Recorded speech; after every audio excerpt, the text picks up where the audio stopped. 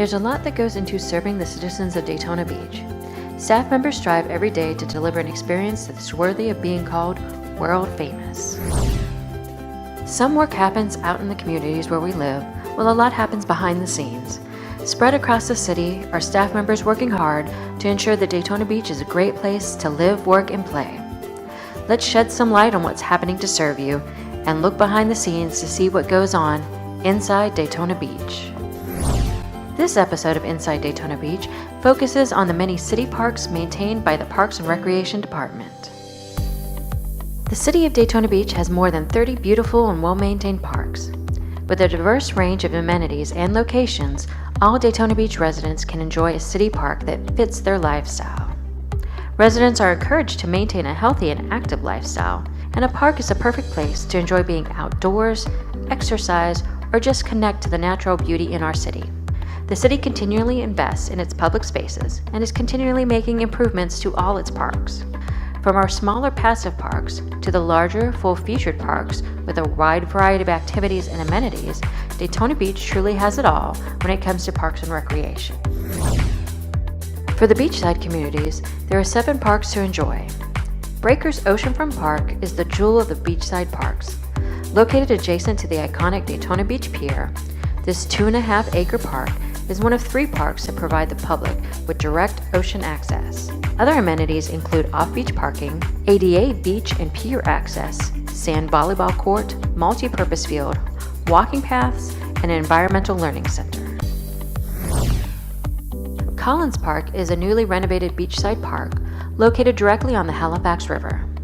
This 2-acre-plus park boasts a boat dock providing river access to the community for boating and fishing, as well as a lighted fitness trail, covered gazebos with picnic areas, a playground for kids, and open green spaces to enjoy the beauty and breezes of the Intercoastal Waterway.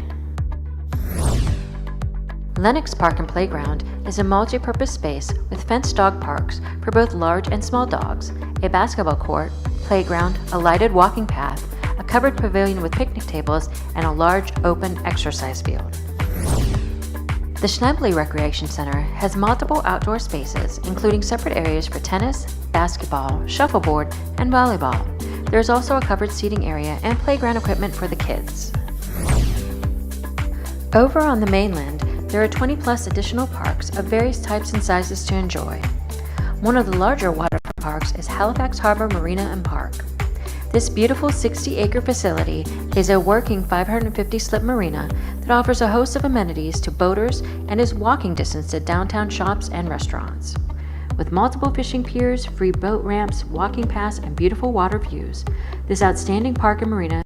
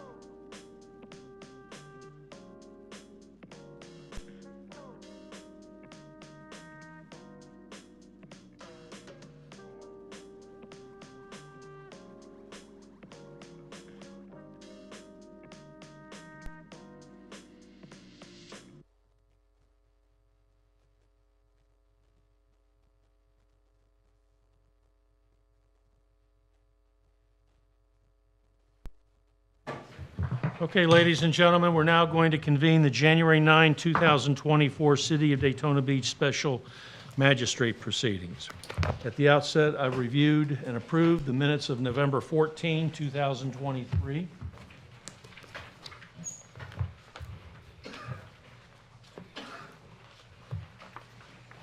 Do we have any announcements before we proceed with this morning's agenda? Yes, sir, we have a couple.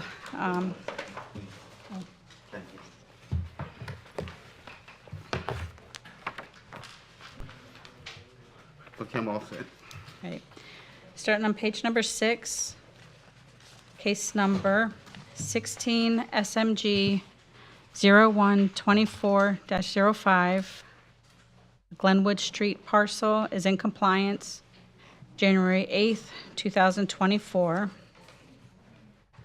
Page number 7, case number 21 SMG 01-24-31. I have to pull that for a Scrivener's error, and we'll recite. Case number, on page 11, case number 37, 1500 West International Speedway Boulevard is in compliance. I think it's January 9th, 2024. And okay, so page number 20, lien review 4. We're going to be pulling that lien review and it'll come back at a later date. Lien Review 4. SMG 08-22-233 for 768 Indiana Street parcel, that we're going to pull it and bring it back.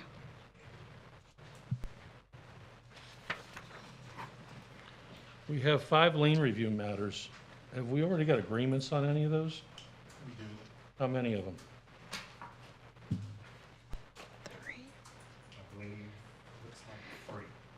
All right, well, my point is, if the respondents in the city come to an agreement on something, I'm more than willing to let them get in and get out and thank them for having worked that out. So if you will remind me as the morning goes on, because we have some 65 matters on that agenda today, and I'm trying to figure out how to get some folks out of here sooner rather than later. And I know these folks are at the very end, but if we have agreements, then if you'll remind me, I'll try to get them out of here sooner. Yes, sir.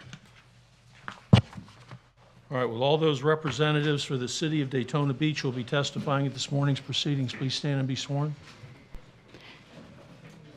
Do you swear or affirm the testimony you're about to provide is the truth, the whole truth, nothing but the truth? Thank you. All right. We have a case or two that we need to take out of order.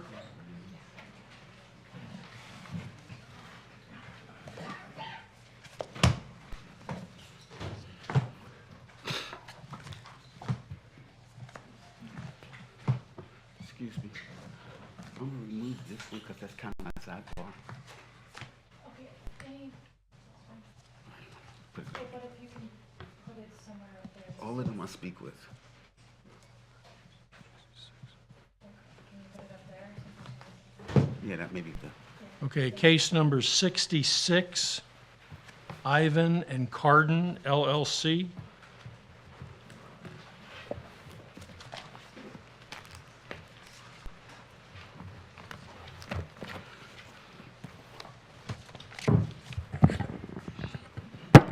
Is there anyone here for the respondent, Ivan and Carden LLC? Believe she's going to be on Zoom. Okay. Mr. Lambert is a local attorney. No need to swear him. Do we have someone appearing via Zoom? No.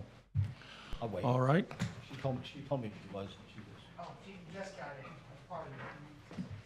What's number? 60.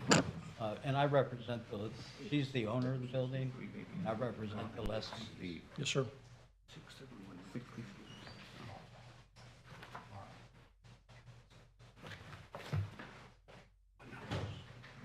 Whoops.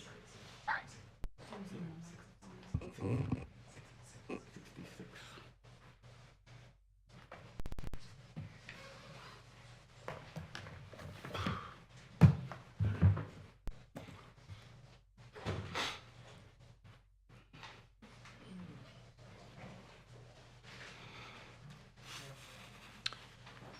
Yes, ma'am, can you hear me?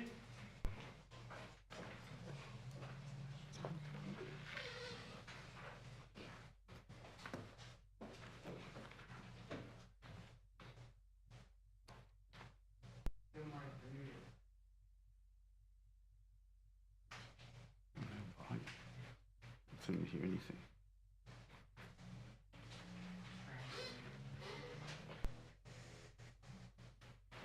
Can you hear me?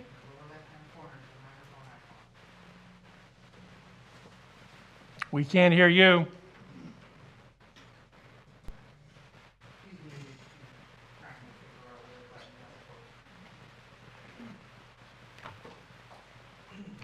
want to go ahead with another one, and I'll call her out from outside and explain to her how to do it?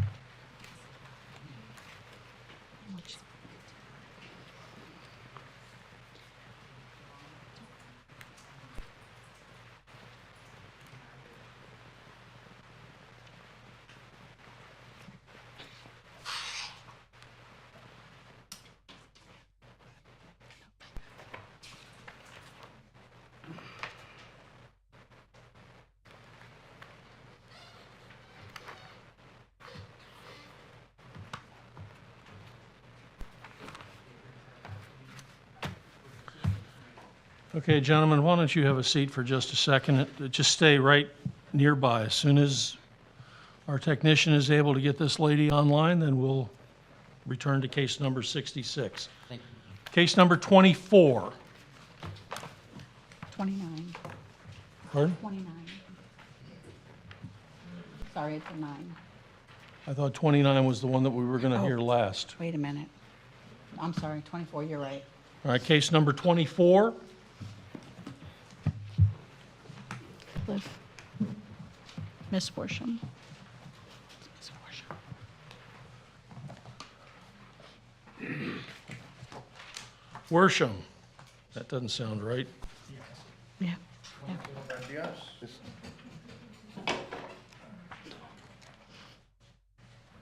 Jonathan Worsham.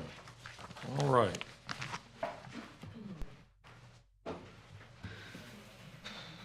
Okay, folks, if you would please be sworn by our secretary. Sorry, what is your name? I'm Mike Harding. Say it again. Mike. Mike Harding. You swear or affirm the testimony you're about to provide is the truth, the whole truth, nothing but the truth? Yes, ma'am. Thank you. All right, Mr. Inspector, I assume you're anxious to hear some sort of a progress report and hopefully a compliance statement? Yes, sir. If the property isn't in compliance by February's cutoff, we were going to ask for a running fine to start on February 8th at $300 per day. All right, let's hear from the respondent. Good morning, sir. This has been a long-standing project. I'm Michael Harding with M. Harding Enterprises. I was the original engineer of record on the project. Engineers got changed, and now I'm back on the job. Part of the compliance, all of the compliance issues, the rodents, the trash, the fence, all the other stuff, that's all been resolved. Everything is cleaned up and done and fixed. The last item is to get the property rezoned. We worked on zoning. Part of the zoning was we required a site plan. We got the site plan done. And they decided they wanted building plans to go with the site plan.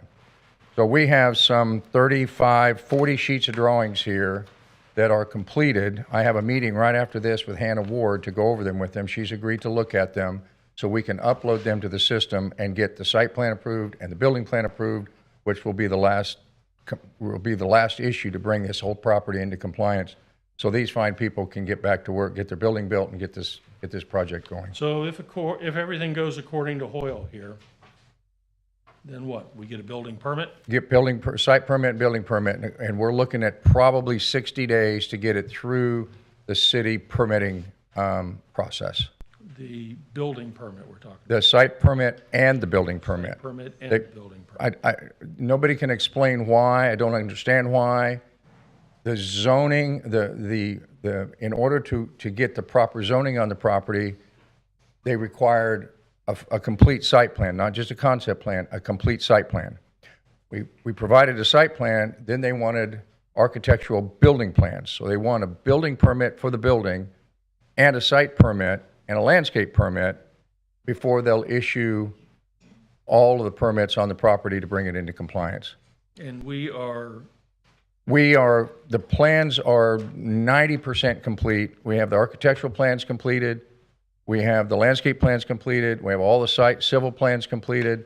We had to meet with the fire marshal. There was a whole issue with fire flow with the fire marshal, so we had to do 3 different fire flow tests with different city hydrants to prove that we had enough fire flow to fight a fire on a block building on the site. That's all been done. That was all done December 13th. It took a long time to get all these people what together. is the rezoning that we've done, or that we're doing? The- What to what?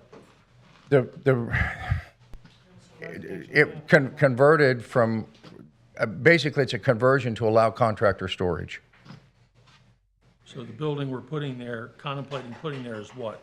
It's a block building, going to have an office in it for the contractor storage. It won't be a office, a this major mixed office use storage area? building. Pardon? Is this a mixed-use area? Yeah, it's really an industrial area. Yeah, it's, Okay, all right, so you are hoping to have your building permit by when? we're hoping 60 days from the officials that I've spoken to, the planning, zoning, and building department. They've all estimated within 60 days, if it goes through the process. All right, I'm continuing this matter to our March 12, 2024 meeting. That is about 63 days down the road. And I am desperately hoping that by then you have the permits you're talking about. Us too, Because sir. then what we'll want to discuss is compliance dates. Exactly. At least milestones along the way. I understand we're talking construction. So, on March 12 of 2024, we're going to be back doing the same thing, trying to establish a compliance date based on your representations as far as the efforts by the respondent. I'm satisfied with that. I understand there's a bureaucratic process involved, so I'm familiar with all that. So that having been said, we will see you back on March 12th, and hopefully at that point, we're going to start plugging in compliance dates for this building. That'd be awesome, sir. Thank you very much. We're looking forward to that date ourselves, so thank you so much. Good luck to you. Thank you, sir. Okay, do we have our respondent on case 66? All right, let's go back to case 66.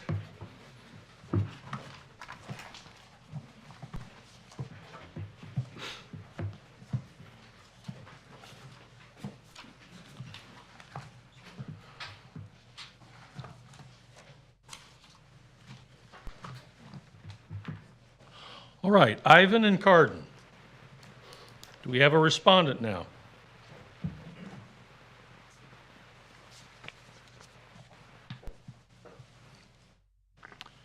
Yes, ma'am, if you would please state your name.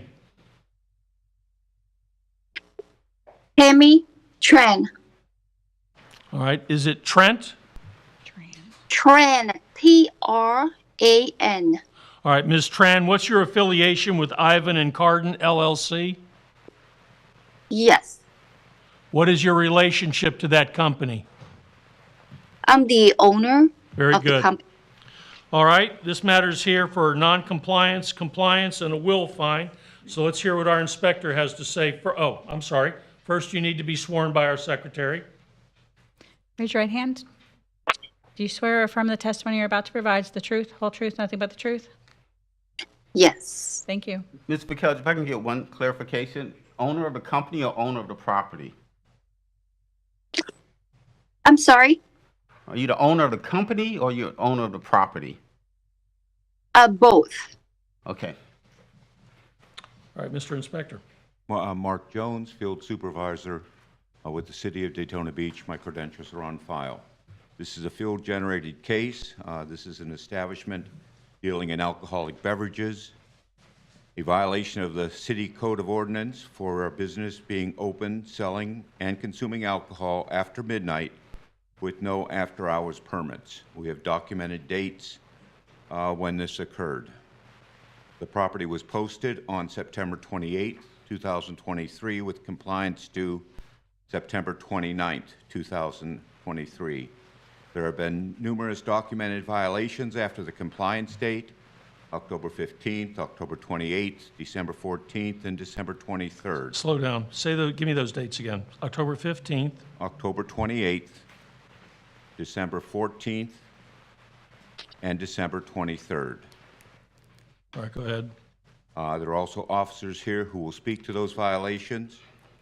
What staff is recommending is a finding of non-compliance. With compliance, we'll fine. Okay, non-compliance, compliance, Compliance. will fine. Yes, sir. So you're asking me to find the respondent in non-compliance.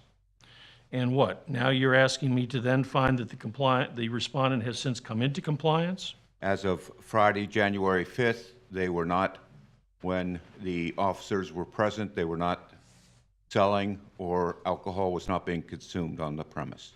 And you are looking for me to impose a fine or determine a fine? I'm asking that if the violations continue, that a fine will be issued. So you're looking for a prospective Will fine, yes. will fine. Okay. All right.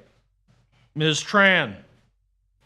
Yes, sir. You agree these violations existed or occurred as testified to by the inspector?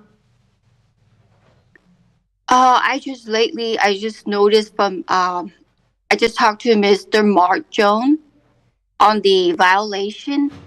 But before that, because I'm out of state, so I did not aware of this, but I aware of, Mr. Steve Alderman, that, his what you call it, his violation that he sent, and I've been talking to him back and forth, and we've been complying to fix all the requirement that he needs. Are you in agreement that these violations occurred on October 15th, October 28th, December 14th, and December 23rd?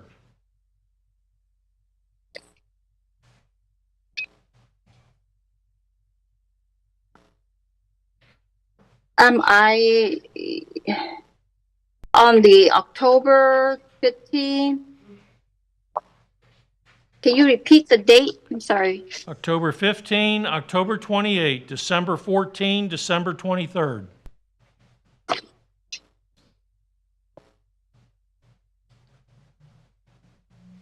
You can either agree those violations are occurred, or we can call the policeman, whichever one you want.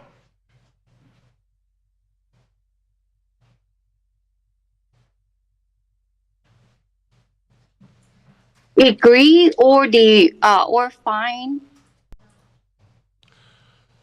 Are you in agreement that your business was in violation on October 15th, October 28th, December 14th, and December 23rd? Are those regard to the alcohol, Yes, the license? yes. Because I'm not the business owner, so I'm not aware of those violations. I just got notice late in December is when I got notice about this. The violation of the alcohol without operation after hour and the no alcohol license. Okay, well, I'm getting ready to think that this matter is going to be heard another time because I got too many people out here for a full-fledged hearing, and I haven't even heard from the attorney for the lessee yet, much less the officers. Now, we're not going to kick this can down the road too far, but my point is, who are you here on behalf of, Mr. Lambert? Of the lessees. The lessees. Okay. Do we know who it was who is responsible for these violations? Sounds like I've got an absentee owner that's pleading ignorance. The only other person in the equation is the lessee, which sounds like Mr. Lambert's clients. And I've got police officers who are going to testify. And I'm not sure whether they're going to pin the blame on the owner, the lessee, or a combination thereof. I'm fully aware of the owner's responsibilities. You don't need to lecture me on that. So where are we going with this, and how much more time is it going to take? Mr. McKelge, Anthony Jackson, attorney for the city. The violation is that they were operating after midnight, after Right. hours. That's a violation of our Article 10 of our, Chapter 10 of our Code of Ordinances, and that violation starts with the actions of the tenants. If they're going to be operating and have alcohol, then they would be required to have, one, an alcohol license and not operate after midnight. Now, as you said, Who are the tenants? the business, Who's the business? those whom Mr. Lambert represent. Who's that? All I know is Ivan and Carden right now. Are you Ivan and Carden? No. I didn't think you were. No. Who are you here on behalf of? Mr. Kumar and Mr. Jacob, who are the owners of who are the tenants, the lessees. All right, well, I don't have the tenants before me right now. I understand what you're saying, which makes this matter even more problematic as far as I'm concerned. Now, if you want to bring your officers up here and have them confirm these violations on this date, given the fact that the only one I have before me right now is the owner, and I do know the owner's responsible for what takes place on the property, then I will find noncompliance, assuming I believe your officers, and I can't imagine that I wouldn't, but I will find noncompliance. The city's conceding they're now into compliance, and I will impose a will fine.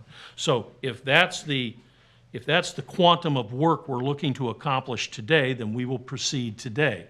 If, on the other hand, we're here to sort out who's responsible, owner versus lessees for whatever, that's a thornier issue that would be more time-consuming than I'm prepared to hear right now. I just need 30 seconds. Yes, sir, take your time. And Mr. Lambert, I'm not here to shortchange anybody, so if you're here to say something or make a speech or put something on the record, we will just remind me of that, and we'll make sure we do it before we finish this item.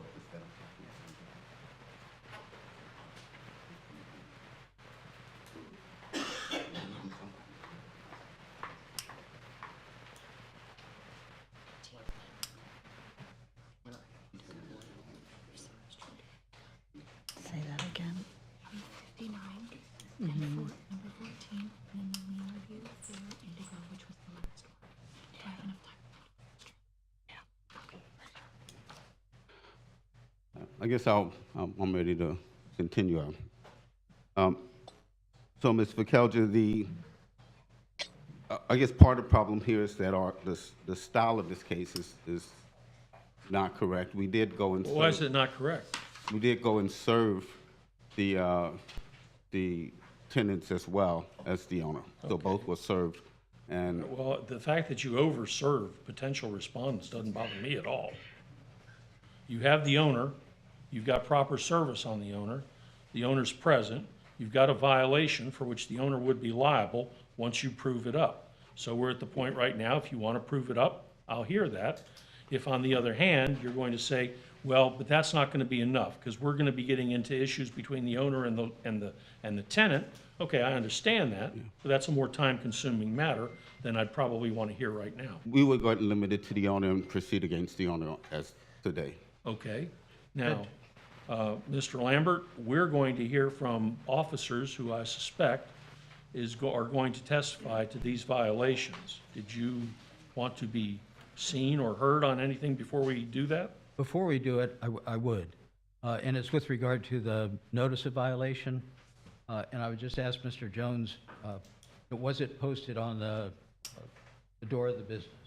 Yes, sir. In fact, the photo there shows that it was posted on September 28, 2023, on the front door of 631 North Grandview. Okay, and is it entitled notice of violation? This is the property posted, this is the notice of violation, and the violation that was observed. And where is the notice of violation? It's right there is the notice of violation. I have something completely different. That was what was posted on the door on September 28th. December 20th. September 28th, September 28th? yes, at 11:17 in the morning.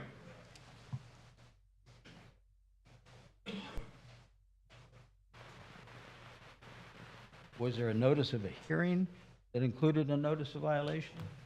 Yes, that would have come prior to the hearing. And would you have had anything to do with that? That would have been handled through the board secretary. So there's nothing that you generate or participate in with regard to that? The original notice of violation is attached to the notice of hearing. And, That's done by the secretary. That's done by the board secretary. and if I could approach, and I apologize, I've got a computer copy of the original. I wrote all over this one, but this is what was posted. That's fine.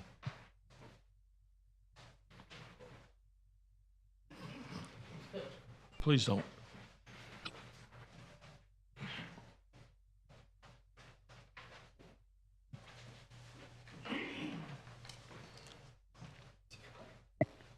Okay, it's a notice of violation. I have a copy of that. You can have this back before you get too I can disentangled. take it from this end, Mr. McAllister. I think, not much better.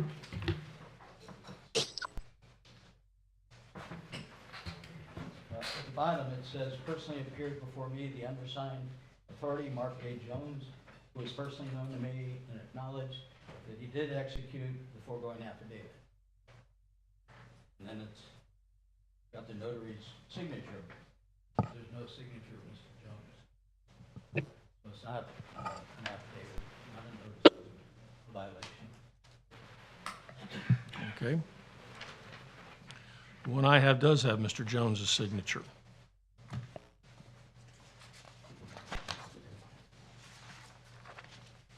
There was a subsequent one that was filed, I think yesterday, that had his signature on it, but it was signed much later than December the 7th. Okay, what's the point? It's a fraudulent document. Okay. All right, you got police to call? Yes, sir. Bring them up here. Sergeant Blowers would,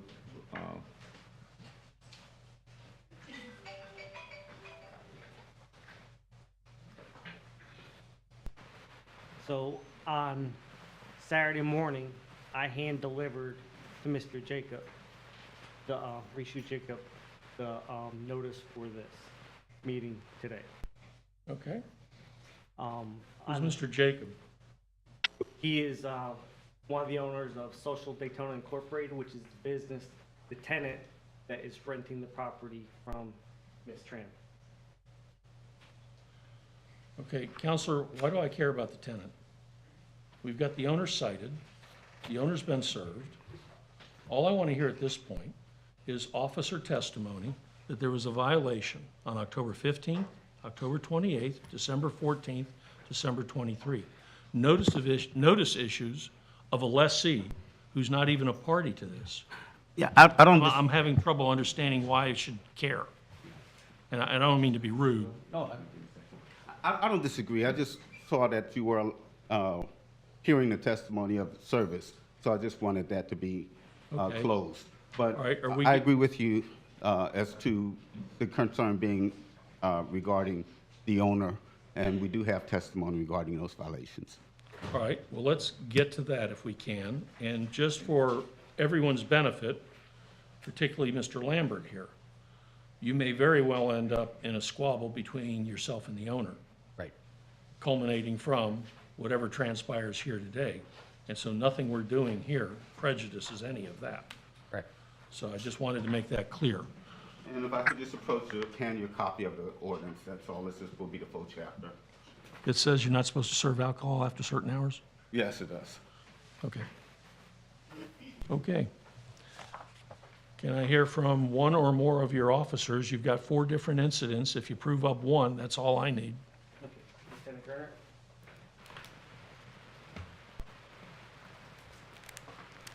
Good evening. Morning, I guess I should say. Good morning. In October, Yes, ma'am. Would you please state your name? I'm sorry, Lieutenant Kimberly Gernert with Daytona Beach Police Department. Very good. All right, go ahead. In October, we conducted an undercover operation where we had complaints of sale of alcohol after midnight, specifically more after 2 a.m. On the 28th, our officers went inside, purchased alcohol. Through their experience, they understood it to be alcohol from what they ordered. In December, an officer went in there to do a inspection of the property, found multiple citizens inside the business. This is after hours? After hours, well after 12. Walked around, saw numerous customers with alcoholic beverages in their possession, not just clear cups with an unknown liquid. It would be more like beer with the brand name on the outside. The tenants, one of the listed tenants of the business that operates Social Daytona Incorporated, they have a tobacco license issued by the city. They do sell hookah tobacco. Saw numerous occupants smoking the hookah within. On the 23rd, went in to do an inspection and also found multiple customers smoking hookah within the structure. We did see people within possession of clear cups with an unknown liquid. However, you can't prove that that was alcohol. So on, let's see, over the weekend of Christmas, they had multiple people inside, presumed to be drinking alcohol as well. Okay. When you say the weekend of Christmas, December 23rd? 24th. 23rd into the 24th. Sorry, your name again? Lieutenant Kimberly Gernert. Gernert, Gernert.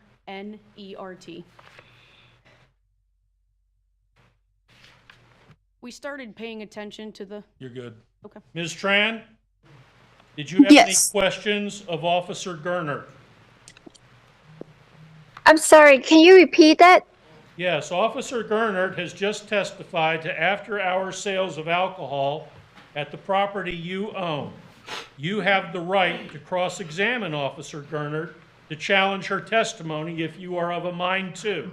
I'm just pointing out to you that this is your opportunity to do so, should you wish to. Did you have any questions for Officer Gernert? Oh, no, sir. Okay, anything else? So I'm sorry, but on December 24th, she said that she found like an alcohol bottle with the brand name on it. I believe in what the she said were bar, over the like Christmas holidays. I've executed a search warrant in there previously in September based on alcohol violations with undercover operation, and seized numerous cases of beer and closed bottles of alcohol, and that was a violation at that point as well because they don't also have a liquor license. All right. Again, Ms. Tran, go ahead. You have a right to question her. I'm sorry, sir, but somehow I have the volume from the court, it just turned down. I turned on my volume all the way up, but I barely hear you. Is there any way you can adjust the volume? All right, I'm told we're adjusting it. Can you hear me now?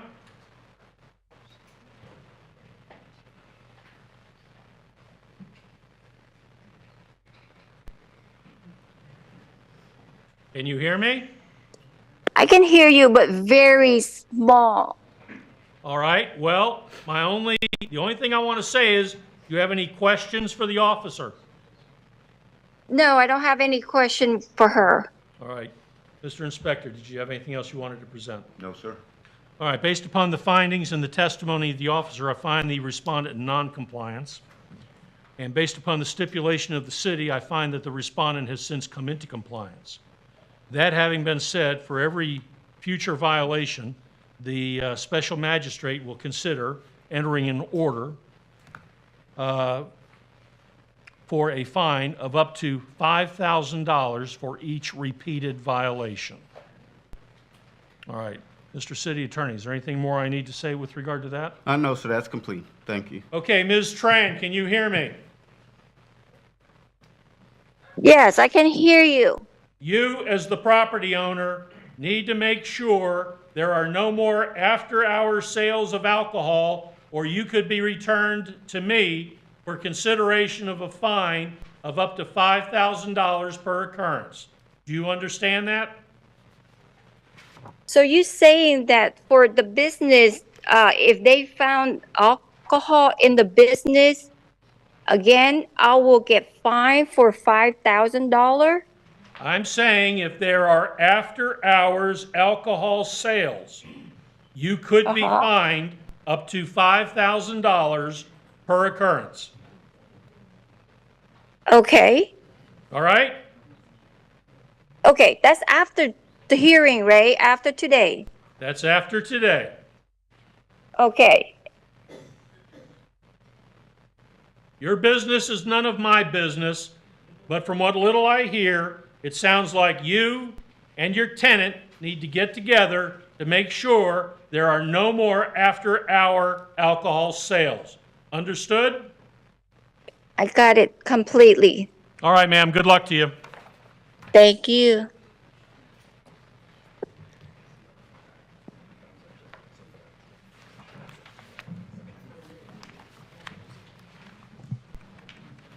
Okay, for those of you who are here for cases 1 through 23,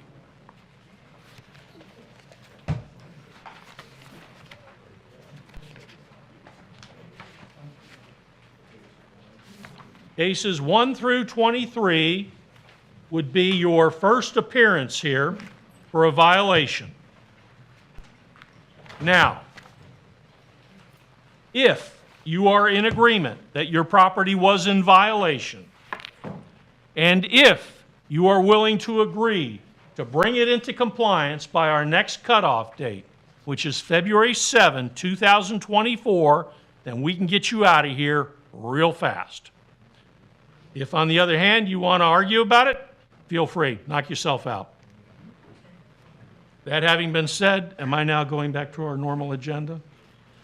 Okay, the only other case I have, I'm familiar with Ms. Gao's cases. I'll figure out what to do with that, and case number 29 is moved to the end of the agenda.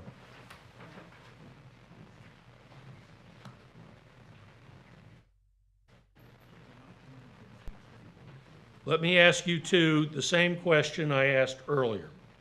Before I launch into this encyclopedia here, are there any cases that we know of right now that we have agreement with respondents that we can get out of here? Because if we have agreements, I hate to keep people sitting around just until we get to them. If we have agreements, I'll get them in and I'll get them out. If, on the other hand, everything here is disputed, then we'll go one by one.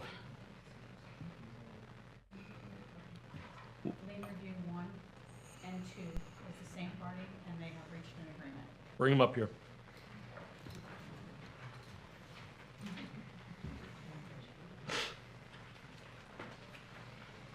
And by the way, folks, for those of you who are the first timers, I hope you were listening to what was just said. As you go along trying to get your property into compliance, if you'll stay in communication with the inspector, they usually give you time to get things done. So if you are in agreement and working with the city, your time spent here is reduced considerably. Okay, lien review, what, 1 and 2? Yes. All right, bear with me. It'll be on page 19. Russell L. Chiodo, No. that's lien review 1, and Russell L. Chiodo is lien review 2. That's the one that they, we have a new owner. All right, well, I'm on lien review 1. The respondent is Russell L. Chiodo. Sounds like that's not you. So if you would, please state your name and be sworn by our secretary. Victor Van Lanker. Victor, what now? Van Lanker. Raise your right hand. Oh. I'm sorry, can you spell that? VANLANCKER. Okay, thank you. Raise your right hand. Do you swear or affirm the testimony you're about to provide is the truth, the whole truth, nothing but the truth? I do. Thank you. All right, we have a lien in the amount of $15,024. Am I to understand that there's some resolution with the city? Yes, sir. What is that? It's going to be reduced down to 1,500. You in agreement, Mr. Van Lenker? Yes, sir. All right, then I'm going to order this fine and the lien be reduced to the sum of $1,500, subject to being paid within 30 days. Yeah, I'm sorry. Subject to being paid within 30 days. If it's not paid within 30 days, it stays in effect just the way it is, $15,024. Stay in communication with the city attorney, just in case any hiccups should arise along the way. He'll work with you as best he can. All right, that's for lien review number 1. Lien review number 2. You might understand we have a resolution there. Yes, sir. What is it? It's going to be the same 1,500 reduced. You in agreement, Mr. Van Linker? Yes, sir. All right, once again, I will redo, pursuant to the stipulation between the city and Mr. Van Lenker, who is the new owner, I'm going to reduce that fine and lien to the sum of $1,500, subject to being paid within 30 days. Again, if it's not paid within 30 days, the amount of the fine and the lien will remain at $15,024. Upon payment of that $1,500, the city will be canceling and satisfying your lien. So you will have that will be cleared from your title at that point. Anything else I need to say? No. That it? Okay, very good. Good luck to you, sir. You're welcome. I'll email it to you. All right, case number 1, Peck Leasing Corporation. Anyone here for the respondent? Give him, I have to do the invoice. It's okay.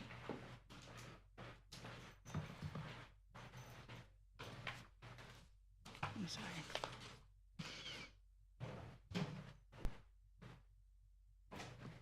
State your name. Edwin Peck.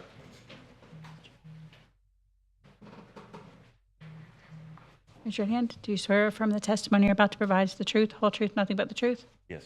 Thank you. Mr. Peck, do you agree this violation existed or occurred as stated in the notice of violation? I've gotten notices, I'm not sure which one we're referring to. I've got 932 Orange Avenue, failure to repair damaged glass doors, failure to clean exterior property, unmaintained landscaping, failure to repair exterior holes, failure to remove trash and debris. There was question, I didn't understand part of what they were actually complaining about. As far as the, let's see here, the glass doors, they are constantly being shot. I have photographs of bullet holes that are constantly going through the glass doors, as you can probably see in these photos. It's going to cost me $25,000 to replace the glass, which I don't want to do because I know they'll be shot out again. So I'm trying to find some type of material that I can put over these openings and windows that be less expensive if bullet holes go through them. So are you telling me this violation was rectified No, sir. and then it happened again? We frequently are having bullets go through our building from apparently across the street. And every month or so, there's a new bullet hole appears in our glass. So we were trying to locate a material, whether it be a metal or whatever, that we can put in front of these windows to satisfy the city as to their concern about the broken glass. As you can see, we've got plywood behind it. I can understand their concern of having broken glass in front of the building. Excuse me. But we just haven't been able to find what materials we can put up there to cover up these windows and doors. Is this building occupied? It's a maintenance operation facility where we go in and repair tools and equipment from our construction business. Okay. What say the city? This was a field observation. Excuse me. Inspector Jean-Baptiste, certified inspector. This was a field observation from September 14th, 2023, with the following violations as attested to earlier. Failure to repair damaged glass doors, failure to clean the exterior, unmaintained landscaping, failure to repair the holes on the exterior of the property, and remove trash and debris. Violation was was sent certified mail and posted.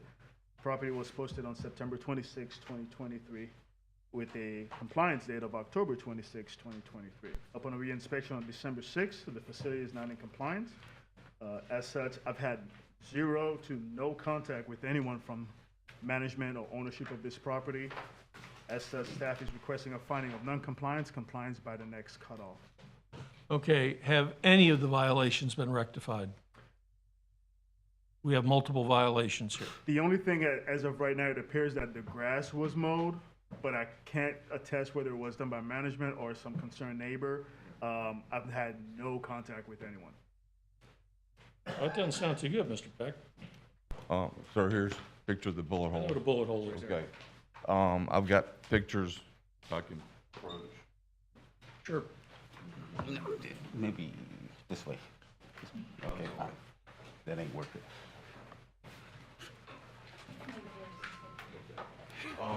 Those photos will show you pictures of the property itself.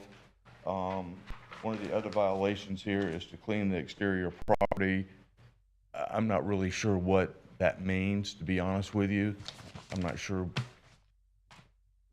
what it is that needs to be cleaned. I'm not I necessarily suspect objecting it's to do it. removal of the dead brush. Everything was attested to in the original notice of violation that was posted on the property. Again, had anyone reached out, we would have Tony, provided let me hand information, you those. but no information as this time. Are these, for the record, something we want to hold on to? Do you have other copies? Okay, yeah, we'd like to make it part of it. Okay. As far as repair exterior holes, once again, I have no idea what that is unless it's the same thing as the holes, like the bullet hole, you know, that appears in the front door. I'm not sure what exterior holes they're referring to that needs to be repaired. I'm not necessarily opposed to fixing them, but I just don't know what it is I'm supposed to be fixing. Well, that glass needs to be replaced, or you need to come to some resolution with the city as far as some alternative material. I agree with that. Okay? And everything else looks like maintenance issues to me. And for the most part, yeah, I see the grass has been cut. Looks to me like you got some dead landscaping laying around. And trash and debris, self-explanatory. I'm not sure what the holes are. Now, I don't know what, you know, unfortunately, I'm sorry people are shooting out your windows, but that happens around town. So I don't know what to tell you.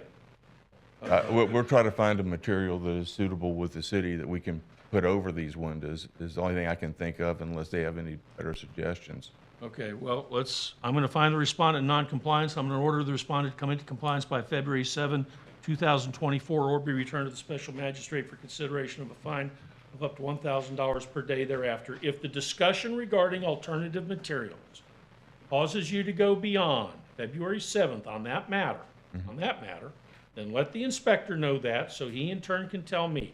If there is a bona fide discussion between you and the city looking for some alternative to the glass, I don't have any problem allowing time for that. Okay, You know, thank you. So you're either gonna put some glass back there, or you're gonna have it figured out with the city. If it's gonna take some additional time, I'll hear you on that. Thank you. Okay, I'm told you're also here on case number 20? My numbers are different, but yes, sir, there's another one. Mine says 15, but mine says 0104-15. Oh, no, that's the date. That's the case number, but yes, it's number Okay. 20, Mr. Verkelcher. Peck Leasing Corporation. Overgrown vacant lot. Do you agree this violation existed or occurred as stated in the notice of violation? Once again, I'm not sure where we're referring to that it's overgrown unless it's the back corner of which Exactly, we right. wanted to have a buffer between us and the residential neighborhood next to us.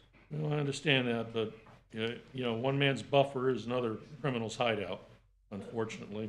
I found that out when I can now see from the beginning of what used to be Father Lopez all the way to the streets behind it. Uh-huh. I learned that there. In any event, let's hear from our inspector. This case was field generated open on, Inspector Bostwick, credentials on file with the city. This case was field generated open on September 27, 2023. overgrown vacant lot at the rear of the parcel with trash and debris. First notification was on September 29th of 2023. Compliance was due by October 11th of 2023. Last day of reinspection was January 3rd. Result, non-compliance. I have not spoken to the owner. I did speak to the office manager, Bobby, on a couple times, but nothing was done. Staff requests a finding of non-compliance with compliance due next cutoff. Okay, we're back to, do you agree that the property's in noncompliance? I assume so. Based upon the photographs, I find the property in noncompliance and order the respondent to come into compliance by February 7, 2024, or be returned to the special magistrate for consideration of a fine of up to $1,000 per day thereafter. If you will contact Mr. Bostwick, I'm sure he'd be happy to talk to you about what specifically may need to be done out there just to get it taken care of. Looks like this is all minor landscaping. Good luck to you. Thank you. Case number 2, Legacy Daytona, LLC. Not seeing a respondent, what say the city? Once again, this is a field inspection on February 14th, 2023. The following violation: failure to clean dirt and grime off exterior walls, failure to pressure wash dirty walls. The notice of violation was sent certified mail. It was delivered and signed on March 7th, 2023, with a compliance date of April 7th, 2023. Upon a site reinspection in December 12th, 2023, the facility is not in compliance. I've had one conversation with an individual that promised repairs will be made. However, up to this time, I have no concrete evidence that any repairs has been made. Staff is requesting a finding of non-compliance, compliance by the February cutoff, please. Noting the absence of the respondent, based upon our inspector's testimony, as well as the photographs that have been presented, I find the respondent in noncompliance and order the respondent to come into compliance by February 7, 2024, or be returned to the special magistrate for consideration of a fine of up to $1,000 per day thereafter. Case number 3, Adams Investment Group, LLC.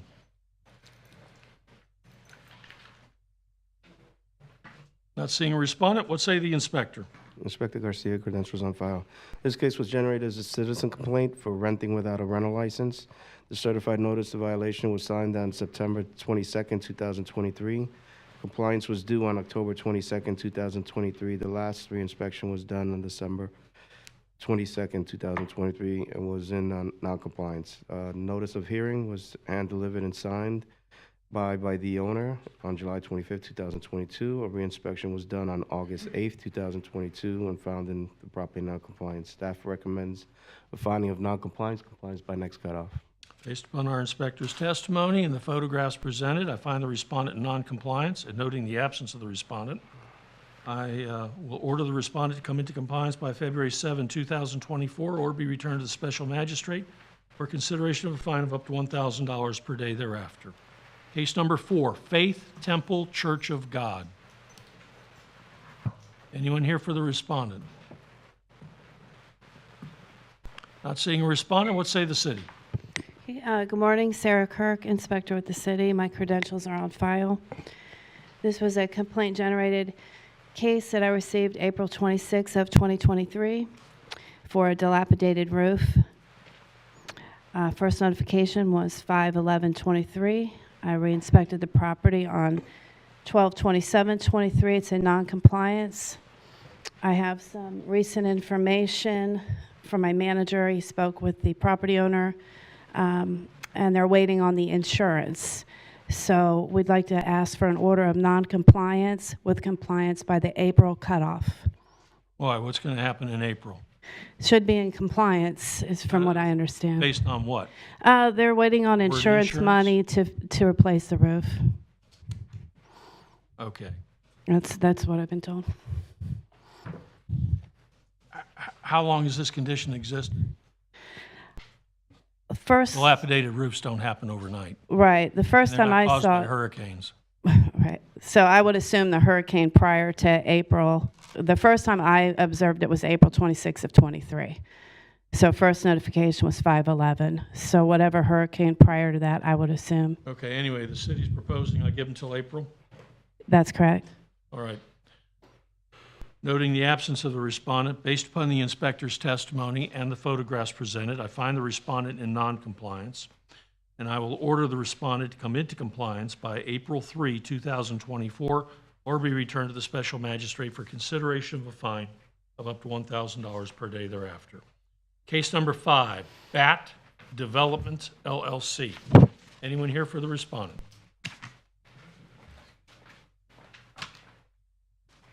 Good morning.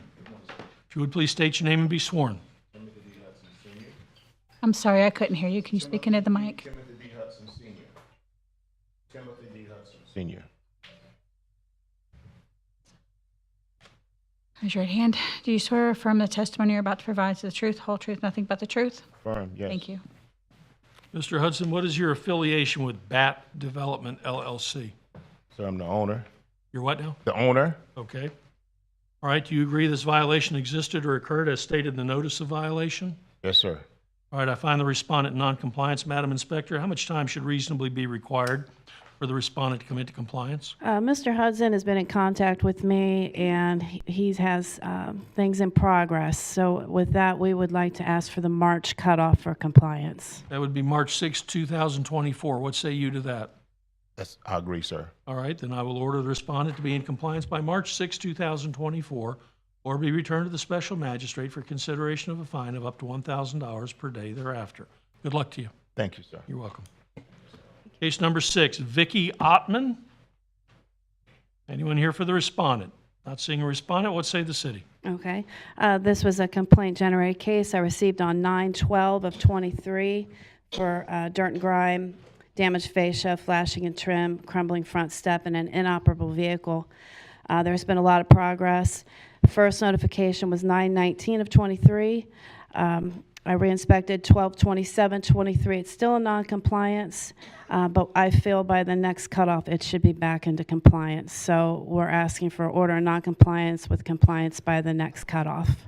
All right, based upon the testimony of our inspector and the photographs presented, I find the respondent in non-compliance and order the respondent to come into compliance by February 7, 2024, or be returned to the special magistrate for consideration of a fine of up to $1,000 per day thereafter. Case number 7, GEA Seaside Investments Incorporated. Anyone here for the respondent? Not seeing a respondent, what say the city? Good morning, John Stinson, Code Inspector with the city. My qualifications are on file. This is a field-generated case. Property owner was cited for parking in the front yard and a lack of rental license. Certified notice was posted on the property on October 24th, 2023. Compliance was due by November 17th, 2023. The last visit to this property was Friday, 8 January 2024. Remains in non-compliance. Asking for an order of non-compliance and compliance by the next cutoff. Are they still parking in the front yard Yes, sir. after you told them to stop? Yes, sir. Okay. Noting the absence of the respondent, based upon our inspector's testimony and the photographs presented, I find the respondent in noncompliance and order the respondent to come into compliance by February 7, 2024, or be returned to the special magistrate for consideration of a fine of up to $1,000 per day thereafter. Case number 8, Bruce Beardsley. Anyone here for the respondent?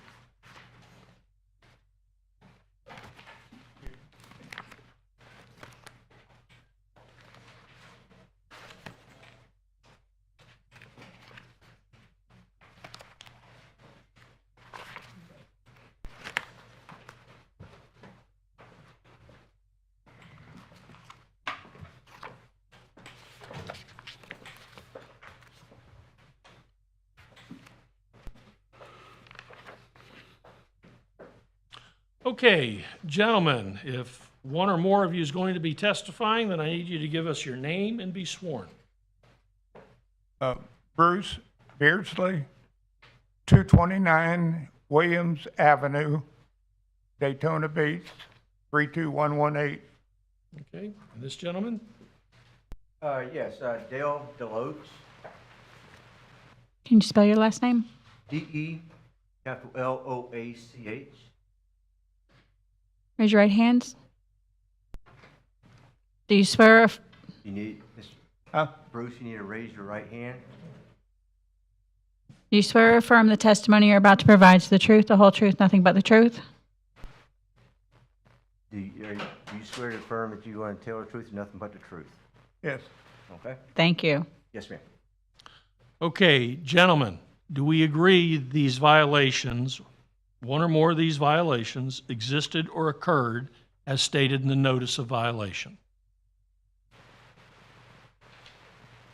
And I have parking of a junk vehicle and damaged roof, specifically soffits. You understand What do you- that the notice that you received Right. about your vehicle Right, and the damage to your Roof. to your soffit. right. This- Now, I got the vehicle moved, Okay. and then I have a signed contract for the work to be done on the roof or the soffit. Very good. You're way ahead of us. Now, he's, Only thing he wants you to answer right now is, are you in agreement that these are violations? I'm good with that. Okay. yeah, I didn't realize the truck was a violation, but Don't worry it about was it. moved. Now, bear with me as I deal with some formalities here. All right, I find the respondent in noncompliance. How much time, Mr. Inspector, should take to come into compliance? He should be able to come in compliance by the next cutoff. Okay, the city is saying you ought to be able to have this taken care of by February 7, 2024. What say you to that? Where's your contract? What does your contract say about when you expect this work to be done? All right, 2 days ago, he was 5 to 6 days out. Okay, Last week, he was 5 to 6 days out. All right, let's see what they wrote on you. take your time, take a look at it. This is your contract. Huh?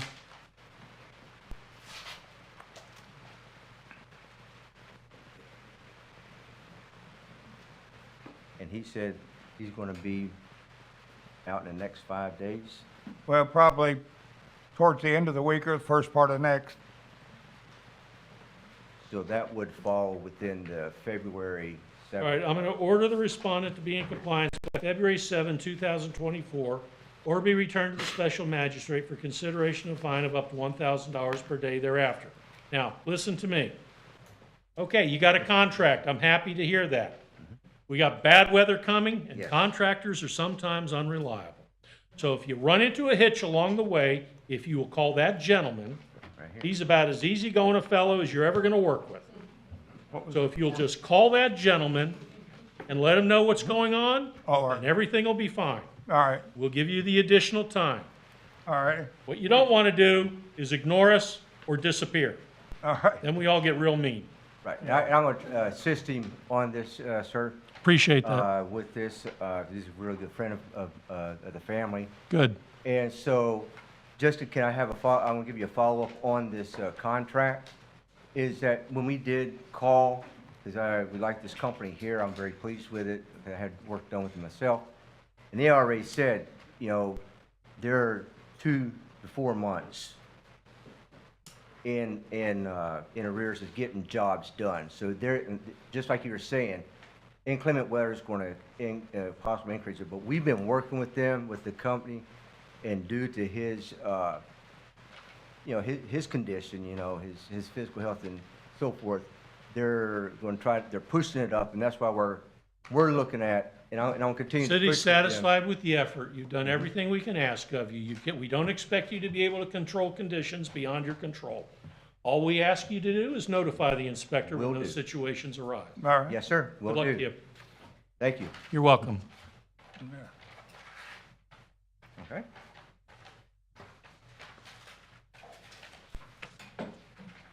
That's the contract. Yep, I'll put it on here. Let's go back out here so you can get going. We can go Have a now? good day. Yes, we can depart now. Where are we going? We can just go right this. Yeah, find it quicker, faster. Oh.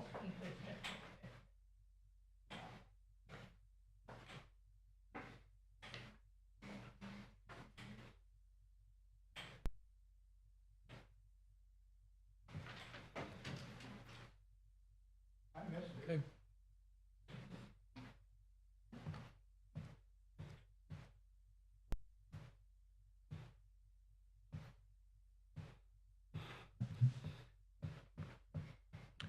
Okay, we have extenuating circumstances We're going to go out of order for just a moment and go to case number 60, Herb Kawesh.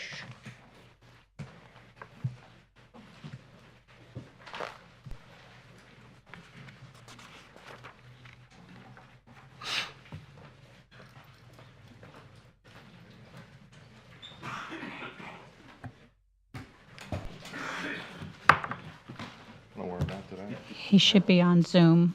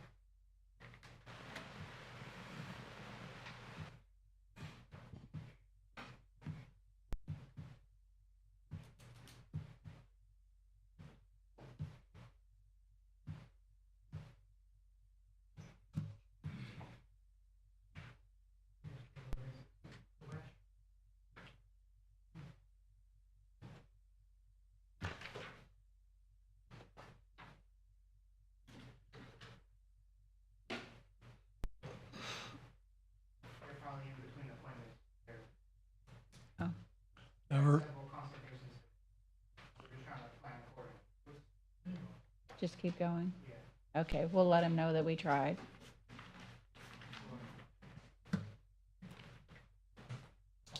All right. No more. Thank you, Mr. Inspector. We'll be in touch. It's one of those days. Case number 9, Elephant Group Hotel 7 Incorporated.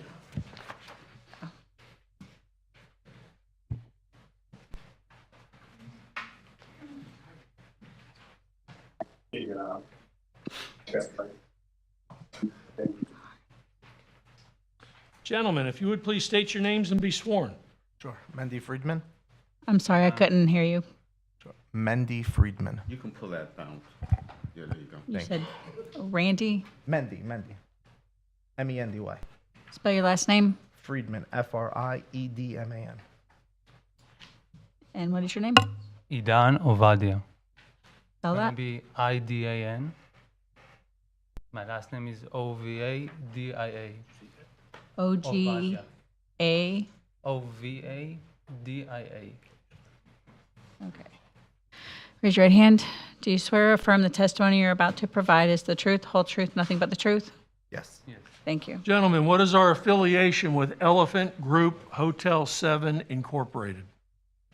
Property manager. And I'm the owner. Very good. All right, do you agree these violations or any of them existed or occurred as stated in the notice of violation? Yes. Then I find the respondent in noncompliance. Mr. Inspector, how much time should reasonably be required for the respondents to come into compliance?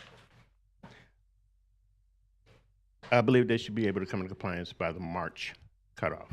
The March cutoff. All right, the inspector seems to think all this work should be done by March 6, 2024. What say you to that? We have definitely been able to make a lot of progress. It took us a minute to get going considering we had to evict everybody. There was no point of us doing things considering in the past we've done work while tenants were there and it just got repeated. So it was just a circle that just never ended.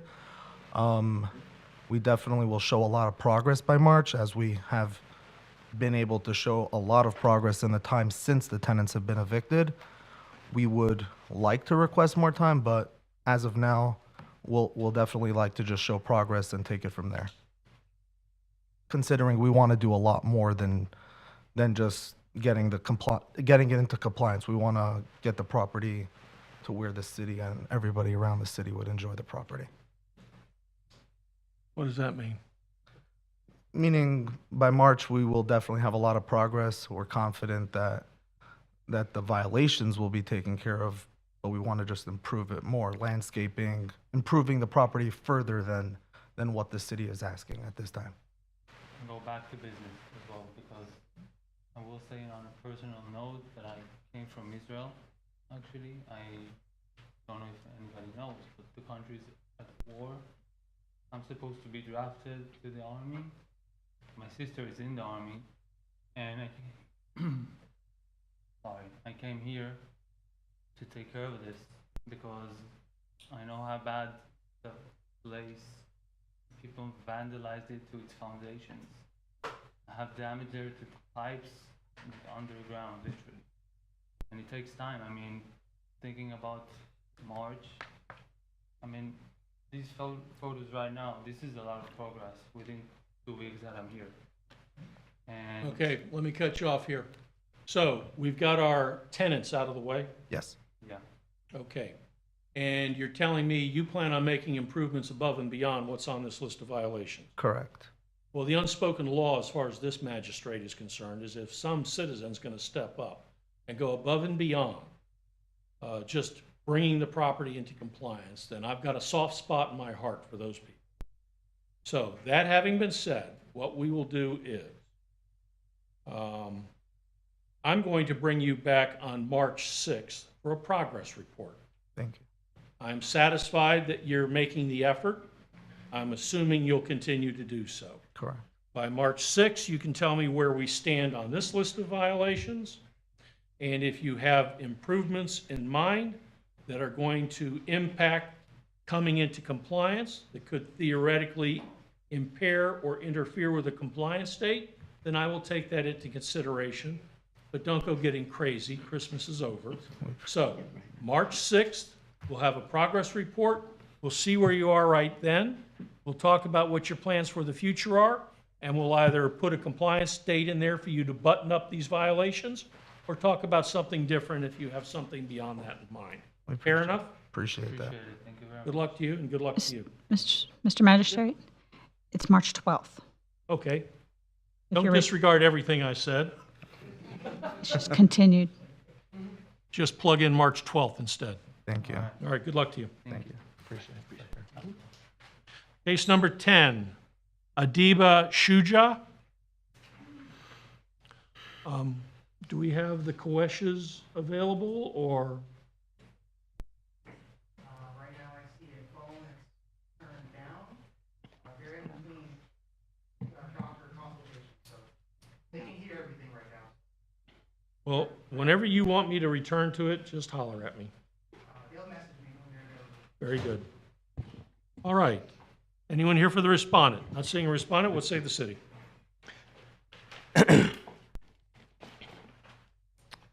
Oh, excuse me. John Stenson, Code Inspector with the city. My qualifications are on file. This is a field-generated case. The property owner was cited for outside storage, junk and debris, exterior sanitation, damaged fencing, junk vehicles, graffiti, damaged exterior walls, damaged stairs, decking, porch, broken windows. I get the idea. I got the picture, literally. All righty. Okay, what's the relief you're looking for? We are asking for the property to be brought in compliance by the next cutoff.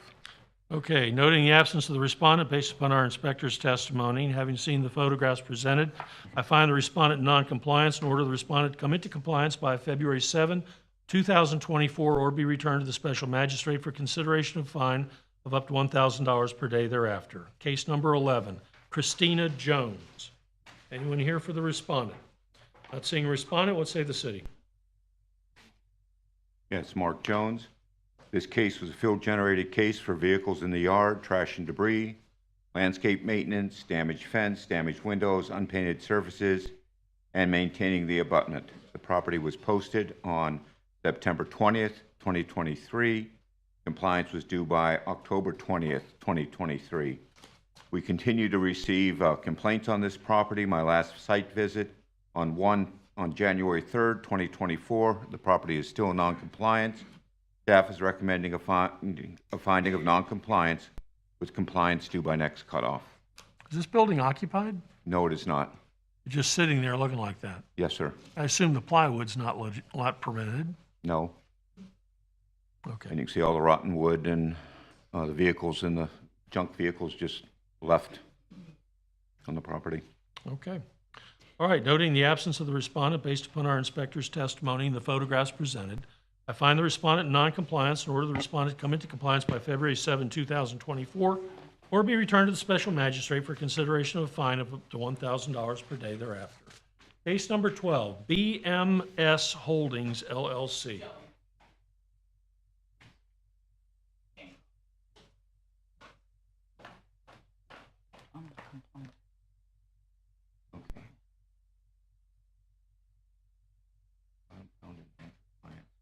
For them to be compliant.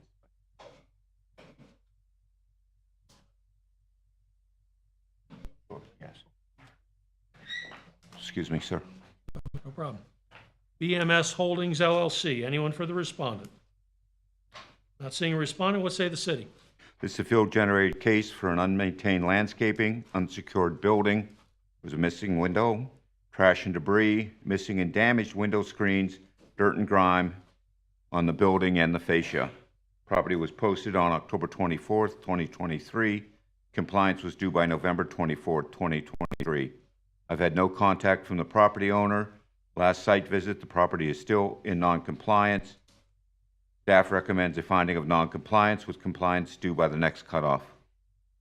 Noting the absence of the respondent, based upon the inspector's testimony and the photographs presented, I find the respondent in non-compliance.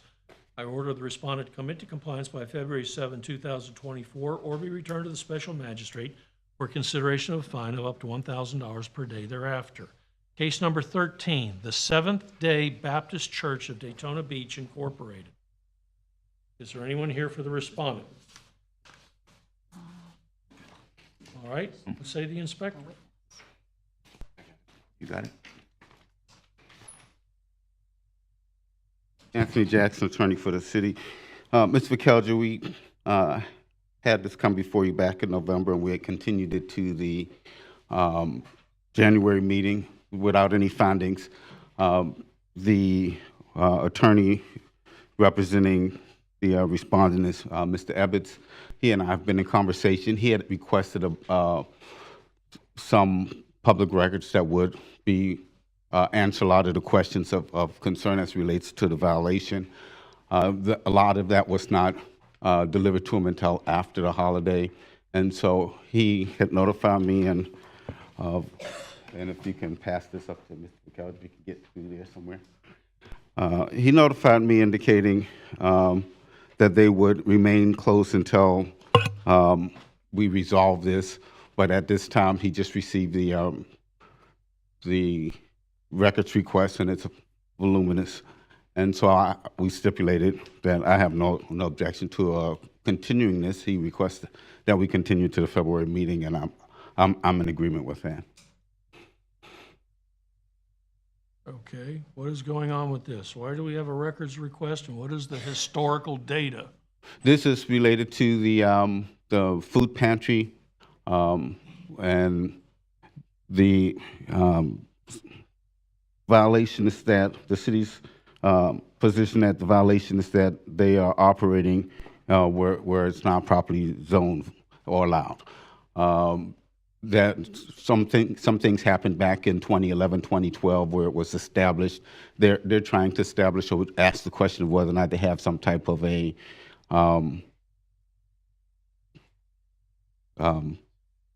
non-conforming use approval, and they don't, or at least that's our position. But nevertheless, he wants to look at the historic records where they were notified and things had changed. We have no problem with that. We believe that's reasonable for him to see the history and then make a determination of how they intend to proceed. He's made What's being asked of me right now? just to continue until February, to the next meeting. And they'll either make a decision on where they want to go. One of the suggestions they thought they may have wanted to enjoin our action of shutting them down. Others were to come before the magistrate, see what the magistrate have to say, or of course, third, to pursue ways to look at alternatives on how they elect to handle the process. All right, well, then, based upon our city attorney's report and the fact that apparently the parties are engaged in some sort of informal discovery, I will continue the determination of this matter to the February 13, 2024 special magistrate proceeding. Okay. Thank you, sir. Here's your letter. We'll make that part of that. Case number 14, Daytona Beach Resort 2 LLC.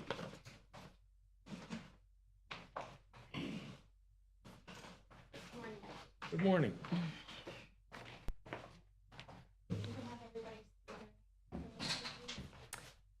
Tina Garcia on behalf of Daytona Beach Resort LLC. Natasha Herndon. Good morning, Leanne Wagner, counsel for the Condominium Association, which is separate from the resort itself, but an interested party.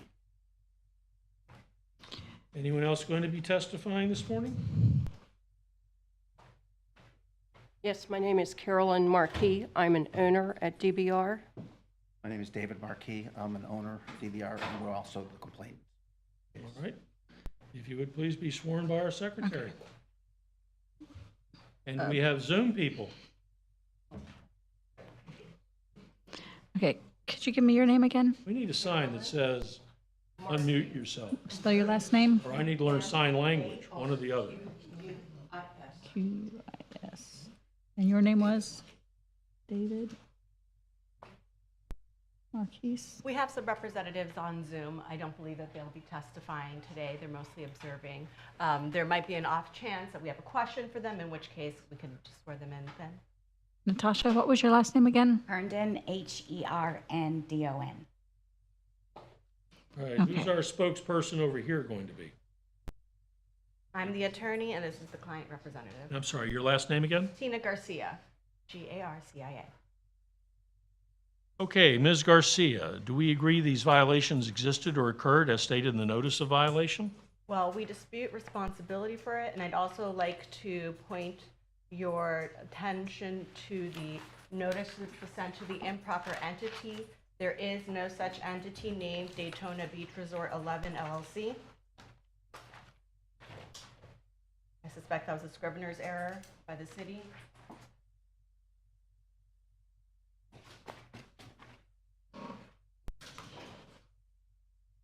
Okay, what was your first objection? We dispute responsibility for the violations claimed in this notice of violation. I'd also want to note. Well, if you're telling me the name is wrong, then who is we?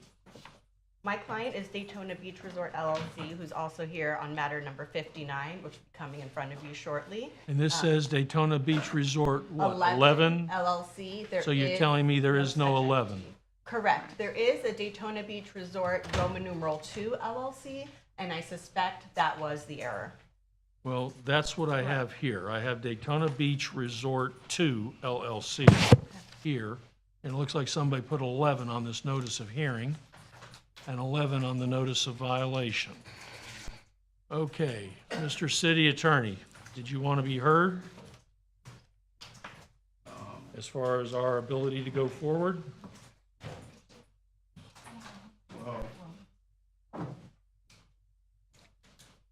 If they're objecting to service, I mean, if present, but if they're, I know they raised the objection. If that's an objection that they maintain, then. Okay, it looks like a scrivener's error to me and everybody's here, so I'm inclined to move forward. Okay, so. Now, I'm okay with that. If you have a No. larger concern that you want to articulate to me, I'll hear it. I have none, that's fine. Okay. So you're here on behalf of Daytona Beach Resort 2 LLC, is that correct? Yes, and I'm And also. your objection to the notice of hearing was it doesn't say 2, it says 11. Correct, that and the notice of violation. And due process requires strict compliance with notice requirements. Okay? And you said your entity is not liable for these violations, or words to that effect. What was it that you said? Yes, thank you. If you may recall, we were here on a previous issue, which is going to be called up again in number 59. Both the developer entity as well as the association have been in a dispute regarding responsibility for maintenance over various areas of this That's you and property. this lady over here. Yes. And your name again? Leanne Wagner. These issues. So, excuse me, I'm writing Garcia versus Wagner. And what is your role? I am the attorney. I'm sorry, Oh, I'm this sorry. lady next to you. I'm the resort manager for Daytona Beach Resort. For her entity. That's correct. Resort manager for the developer. Yes. Condo association Correct. owners. Condo owner. Correct. Forgive me, I'm a little dense in this new year. Okay, now, and you've already alluded to the fact that you're here for number 59 as well. Yes. All right. So as the owner of the property, I assume that is you, is it not? The developer is the owner of the property, yes. Okay, and you're denying liability for any of these violations? Correct. It's our position that the association is responsible for these repair. Let's take it one by one. This is number 14, which relates to a seawall issue. Last year, and my client representative can speak to it more should you wish to have more information about it. Time out. Who holds title to the property? Daytona Beach Resort 2 LLC, subject to the condo association's ownership rights? That's my understanding. So you're the owner of the Here, property? Here, you can. Yeah. Yeah, at the time of turnover of control of the association to the members, the developer retained for itself all of the common areas of the building, but gave the owners easement rights through a separate easement agreement. So that's why the title is still held by the developer. The association owners have rights of access and use to the common areas, but they do not own them, if that helps explain it at all.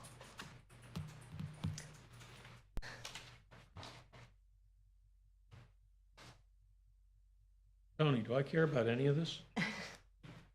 I mean, this, again, this is an internal squabble between co-owners, for lack of a better term. You have a property owner and you have a violation.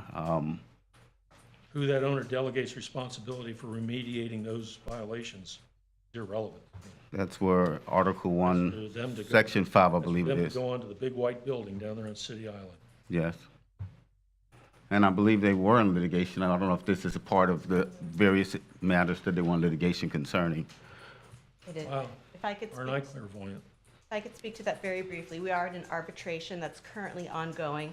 There is a scheduled case management conference to go over the dates for the arbitration and the scheduling order. That is on January 15th, a week from yesterday. So then we'll get some hopeful finality to the arbitration and when it will conclude for a clearer picture. I'd also like to note for the record that last year the association levied and collected special assessments to repair this very issue with the seawall. Those funds are being held by the association. The developer has moved forward and I believe commissioned an engineering report or a survey report and has provided to the association, and they are refusing to use those funds to repair the seawall issue. And all of that is being litigated in the arbitration. So we would, number one, request a dismissal for the faulty notice of violation and faulty notice of hearing. And then number two, if that is not granted, we would then request a continuance due to the lingering arbitration. This is also the first notice of hearing, and we would like for the parties to be able to resolve the issues. How many life safety issues are involved here? Numerous. Saw balconies. Once I see 15, balconies, I 20. stop reading. That's nothing to do with the balconies. It's all about the pool deck, the entranceway, the retainer walls falling. There's a number of them. You want me to start reading them?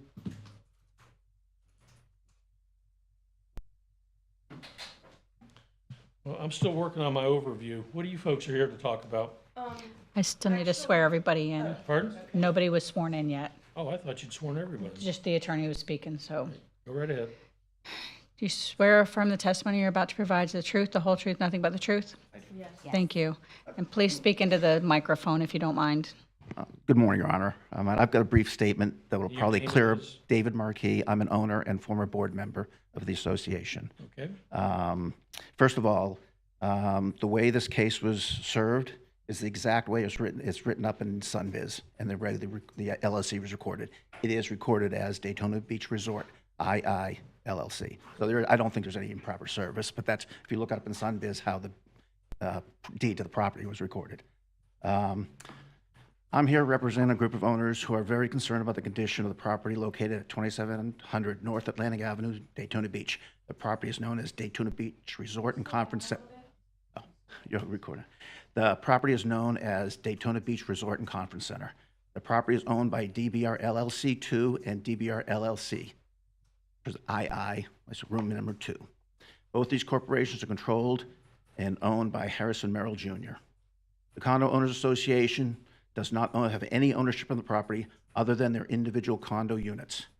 Back in August of 2023, the owner of the property ceased maintaining the property, including the seawall and pool decks. As you can see from the pictures the Inspector Alderman has included in the file, the seawall and pool deck are in serious disrepair and are causing a severe safety hazard. The owner of the seawall has gotten 4 estimates back in April to rebuild the seawall, has chosen GC Contracting to perform the work on the seawall. I've given a copy for the record to the clerk of a contract from GC Contracting to repair the seawall. I have copies here also.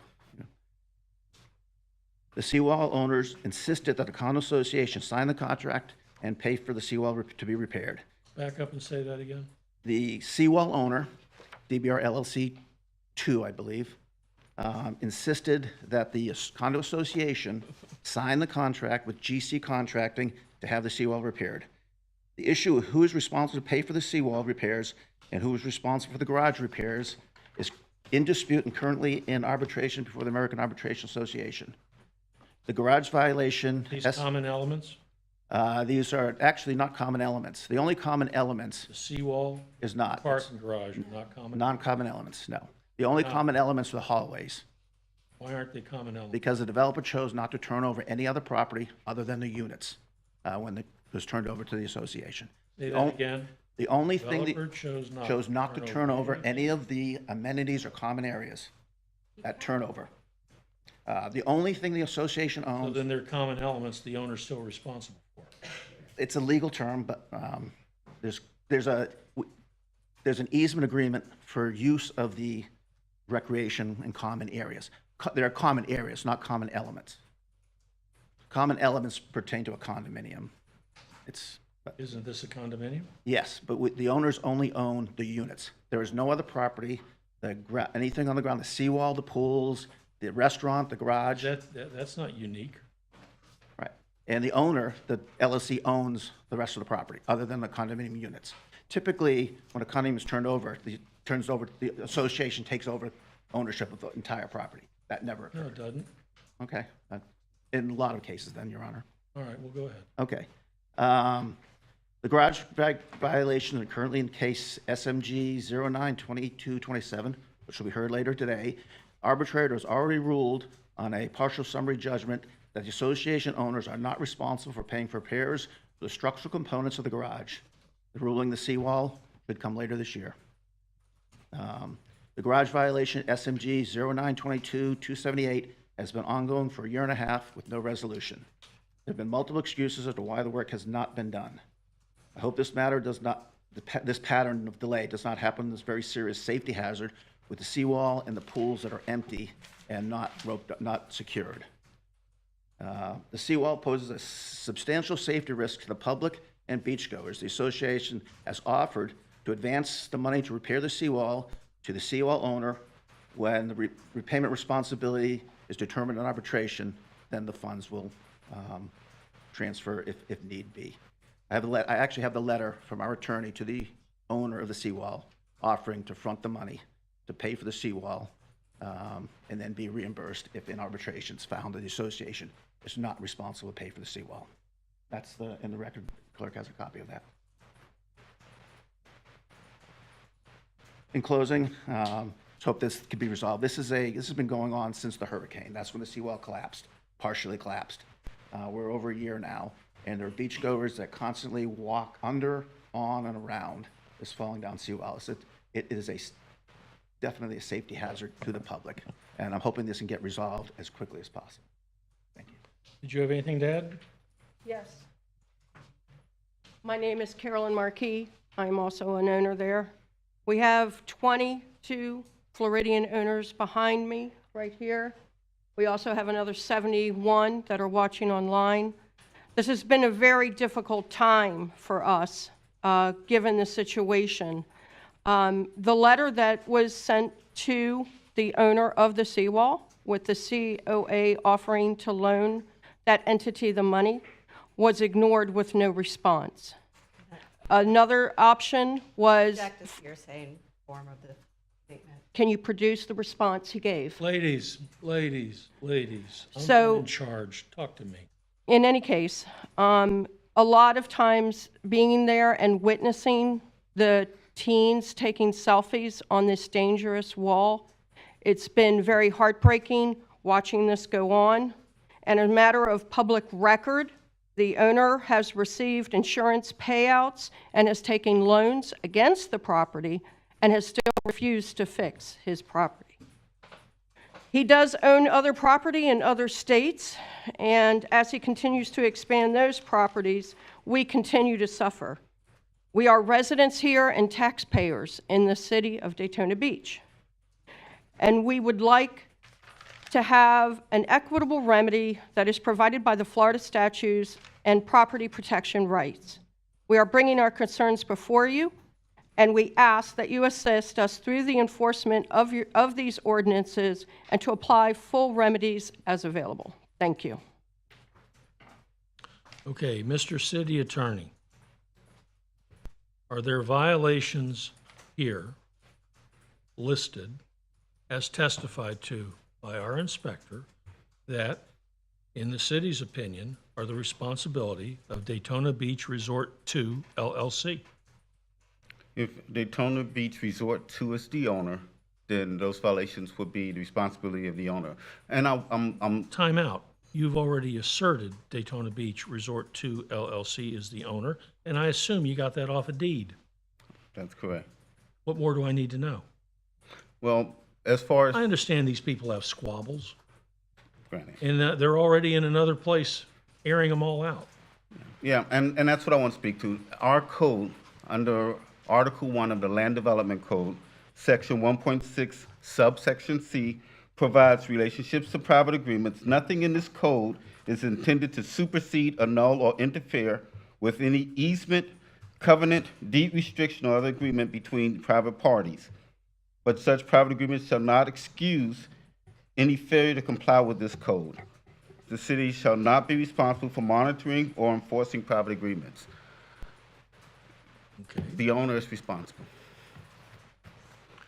And then the last question I have is council has brought up the procedural defect, if you will, that we have Daytona Beach Resort 11 LLC appearing on a notice of hearing and notice of violation.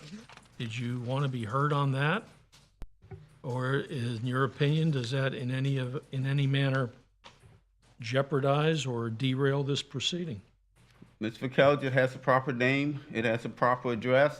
The 2, which is being said is 11, would be consistent with someone who would have been intending I, and would clearly represent a scrivener's error. Okay. And I find the respondent non-compliance. How much time should it take for the respondent to come into compliance? Well, Mr. Vacalja, the city is asking for compliance, non-compliance, to come into compliance next cutoff. But the city would also like to ask for, at this point,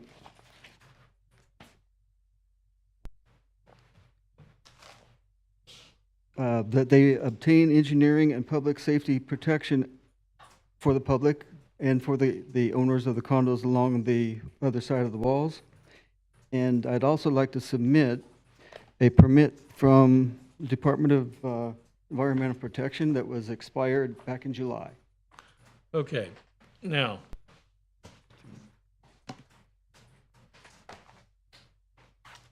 at this stage of the process, I'm supposed to take into consideration a reasonable amount of time for the respondent to come into compliance. And on the basis of this list of violations, not to mention the photographs the city itself has presented to me, I don't think it's reasonable to expect them to be in compliance by February 7, 2024. I also don't think it's reasonable to expect you to be able to give me a definitive compliance date, just like I wouldn't expect her to be able to give me a definitive compliance date. So then we look for the next best alternative. How do we get to ultimately determining a compliance date?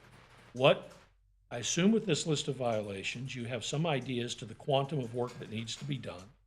And I assume, based on your experience, you have some reasonable guesstimate as to how much time should be reasonably expected to come into compliance on those matters. You want to offer an opinion, or are you going to stick with February 7, 2024, which I'm here to tell you right now is an unreasonable I request understand. based on this list of violations, my determination the owner is responsible for them, and the photographs you yourself presented to me. Correct. So, And I have you no- want to proffer a date, or alternatively, do you want to give me a reasonable method by which we would ultimately determine that date? Such as, for example, saying, okay, well, they're going to need permits. They're going to need site plans. They're going to need this. They're going to need that. What we would suggest in the interim, until we can come up with a definitive compliance date, is a reasonable date for them to accomplish certain milestones along the way that'll have to be met. Do you have any opinions to offer on any of those matters? Sure. Before I ask her the same question. Yes, sir. Considering the fact this has been going on for a year and a half, and have been permits already produced, the time for obtaining a permit has already been attempted once, but not followed through with. So I would like to see an engineering permit within at least 2 months. I would like to see them come in every month, if possible, for a progress report. And as far as the end date on this particular issue, I mean, we could be looking at 6 months pretty easily. It's encroaching upon the pools at this point, which is almost at the edge of the condominium itself. So, Can I be heard? Yes, sir. Mr. Kelcher, at this point, almost highest concern is the immediacy of addressing the health, safety, and welfare items, which sounds like the whole thing. But if there, so any delay to us, just, I believe they have some arbitration issues that they expect to be resolving, and you gave a time period. When was that? We have a case management scheduling conference on January 15th, which will then set the dates for when the arbitration will occur. Which will set the dates for what? For the final hearing, the final dates for evidence to be concluded by. And what's the issue in arbitration? Responsibility for Responsibility for. payment for these repairs? For payment and repairs, who's responsible for it? Can I interrupt you real quick? Can you speak into the microphone, please? My apologies. Scooch over. Better? Yeah, definitely. Thank you. Okay, y'all are litigating over ultimate responsibility for payment. And responsibility to conduct the repairs as well. Which entity is responsible to handle it and manage it? Okay, but your dispute is an owner condo association dispute. Correct. Over responsibility for these matters. Yes. Liability here is predicated solely upon the fact that you're the owner. Okay, and whatever agreements you have with your condo association, that's for another day and perhaps another tribunal. So, but at the same time, as we're sitting here looking at an attorney and a court reporter, I don't think we can say with a straight face we could reasonably expect them to be in compliance by February 7 of 2024. And I don't disagree with And I that. understand the city's indignation and the property owner's indignation over the quantum of time that has passed, but there's just so much I control in my little universe here. So, if we are not prepared to offer an opinion regarding a compliance date, and I can't imagine that you would be, then give me a milestone so we can work toward it. What's the next thing you want to see, and when do you want to see it? I will let you be heard in just a second. Mr. Vicalji, it would still, in my opinion, which is doesn't carry a whole lot of weight here, but 2 months to obtain the permit would be not unrealistic, considering the fact that they have already been attempted and All right, done. just say it. Mr. Vicalja, 2 months to get permits. 2 months. 2 months to get permits. Okay. And once they get permits, then we can start talking about the next step of the remedial process. Okay. Is that right? Yes, sir. Okay, stay put for 1 second. He's suggesting within 2 months you ought to have the permits necessary to get the work done. What say you to that? I'd like to request the continuance for a longer amount of time. This is the first notice of violation for this issue, first time we are here. Sorry, I hear some noise back there. We should be having hopefully some resolution in the near future regarding the arbitration, and I feel like once that is done, the ball will be able to be expedited, start rolling much more quickly. All right, what did you want to say? There are two separate issues here. Hold on. Yeah, you got to get to the mic. There are two separate issues here. There's the repair of the seawall, which will take months at the earliest, but there's also the public safety issue. The owners are being subject to a safety hazard right now because the property or the dilapidated seawall and the pools are not fenced off. It should not take much I time can't to... keep somebody from shooting themselves in the foot. If the owner doesn't want to address the potential liability it faces from these hazards being out there, I guess that's the owner's prerogative. And I certainly understand what you're saying. My purview right here is to try to get the property to be brought into compliance. And I'm assuming your considerations are wrapped up into his opinion that the first step in the process would be getting these permits. And I understand that. I can relate to that. She has a bigger problem. She has a bigger game plan in mind than I'm prepared to address right now. So he says they ought to have their permits in 2 months. That's what we're talking about right now. What say you to that? It should take less time? It should take more time? It probably should take They less don't time. need permits? They already had the permits that they I expired. understand that. You can And I don't reapply. mean to be rude. Don't want anybody bore me with the history anymore. The history lesson doesn't do me any good. They're indignant, you're indignant, everyone's indignant. I understand. Now, permits, 2 months. Doable or not? Doable. Because they've had them in the past. Yes. You would expect them to be able to do it again. Yes. And you expect it to be done within 2 months. Okay.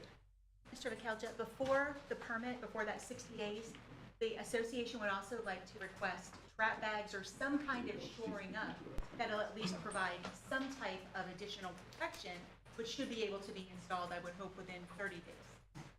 By the next. And we agree with that position. I was about to make the same, a similar suggestion, Mr. McKelvey.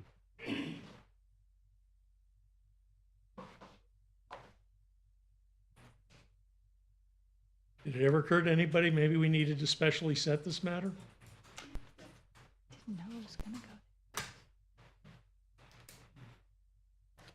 That is not an unreasonable request, because that touches upon a life safety issue. And life safety issues rise to the top of the list around. If I may have my client representative speak as to some of the... Nope, we're done. Okay. We are going to specially set a hearing on this matter, because all these other people, are y'all here for the same thing? Raise your hand if you're here on this. So you all are going to leave when I'm done. Yes, we are. Okay. All right. Okay. Sometime within the next 30 days, let's set aside some time, and we'll invite everybody down, and we'll have the room to ourselves, and we'll go from beginning to end. Counselor, I understand your position, and I know what you're doing, and I understand it. I understand your position, and you raise some life safety issues that do sound alarms around here. So that having been said, we will continue this matter. I've already made a finding of noncompliance. That will remain in place. We're going to continue what gets done next to a specially set hearing, which will be coordinated by our secretary. So I would ask that everybody here make sure our secretary has your name and number before you leave, and then we will set aside a couple hours or as much time as is necessary to figure out what we need to address. Now, please understand, I doubt very seriously I'm going to be able to address all the life safety issues that arise from this mess. And I'm not being disparaging. That's a descriptive term. The whole thing looks like a life safety issue to me, and I don't think I'm overstating anything. So that having been said, we will continue the resolution of the rest of this for a specially set hearing. Mr. McKelvey, we also have another case with similar types of issues. Case 59. Case 59. And maybe we want to just handle them all on that special hearing date.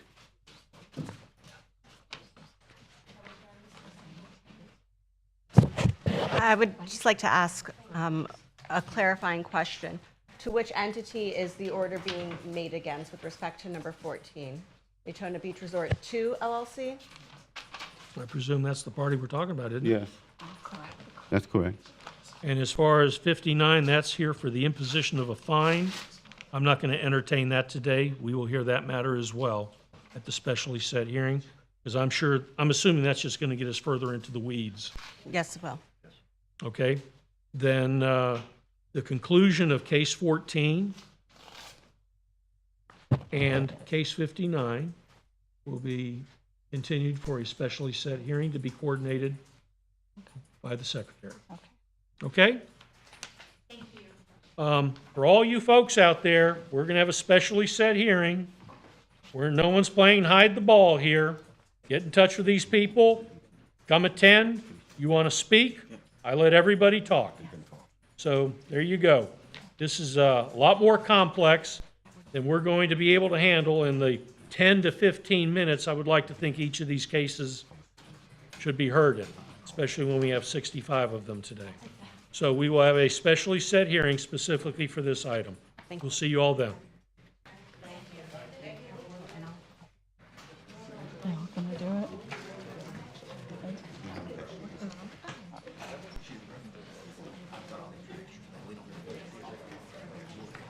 Okay. I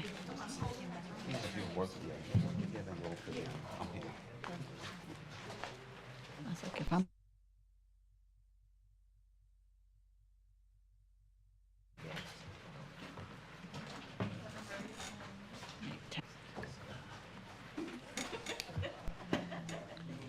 Case number 15, Mesa Nova Daytona LLC. Anyone here for the respondent?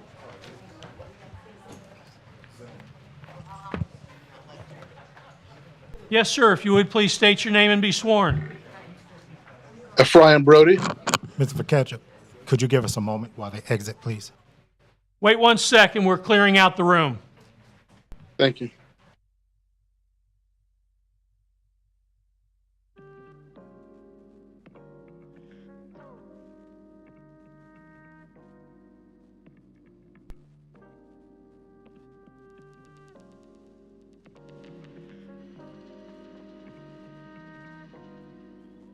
If you would please state your name again. Ephraim Brody. Ephraim Brody. And Mr. Brody, your affiliation with Mesa Nova Daytona LLC? I guess I'm a member owner. All right. Do you agree these violations existed or occurred as stated in the notice? He has to be sworn. Yes. I'm sorry. Let me, you need to be sworn by our secretary. Is Deborah coming on Zoom?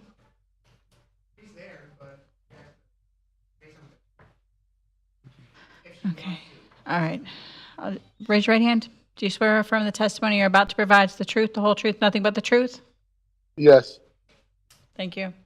Okay, Mr. Brody, do you agree these violations existed or occurred as stated in the notice? Yes. I find the respondent in noncompliance. Mr. Inspector, how much time should it take for the respondent to come into compliance? March cutoff? The March cutoff? Yes, sir. All right, the city is thinking you ought to be able to have these matters taken care of by March 6th. What say you to that?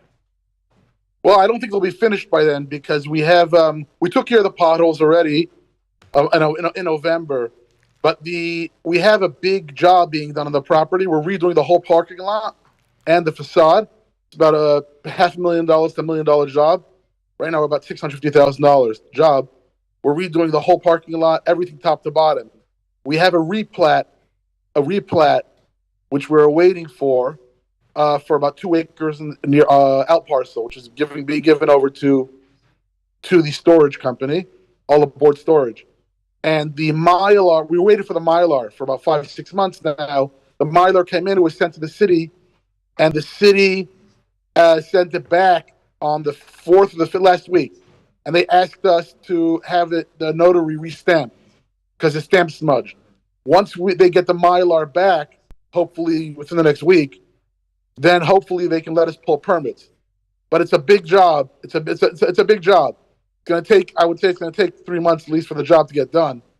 Once we pull the permits, because it's complete landscaping, everything top to bottom is being done. All right. Right now, when do you expect to have your permit?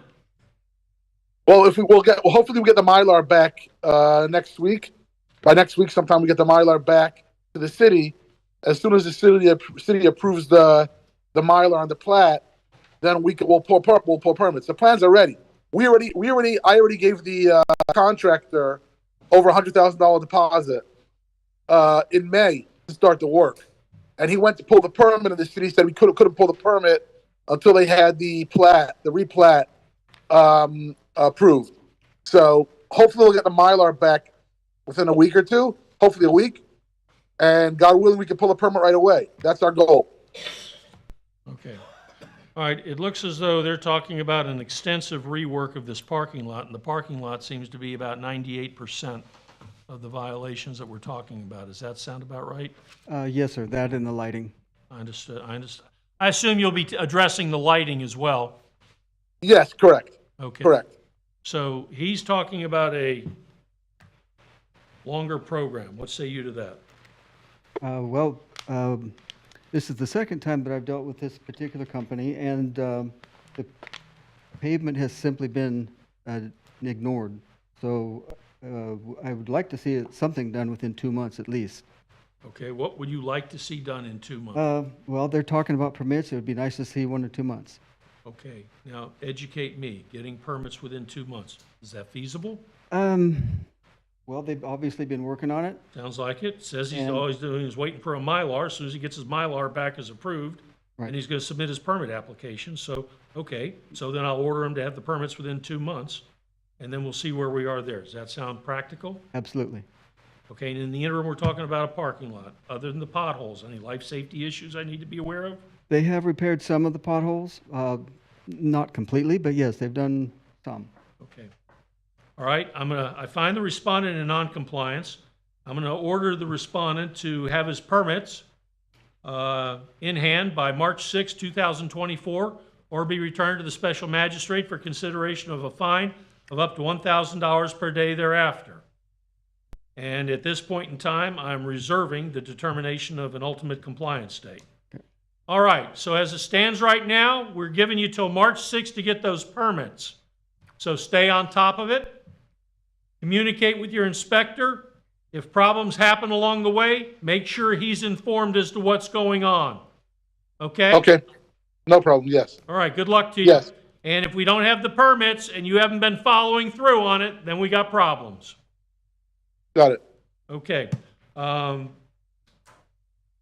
Okay, so permits by March 6, 2024. Failing that, respondent be returned to the special magistrate for consideration of fine of up to $1,000 per day thereafter. All right, good luck, sir. Thank you. Thank you very much. Case number 16 is in compliance. Case number 17, the Pompey Land Trust, dated March 16, 2010.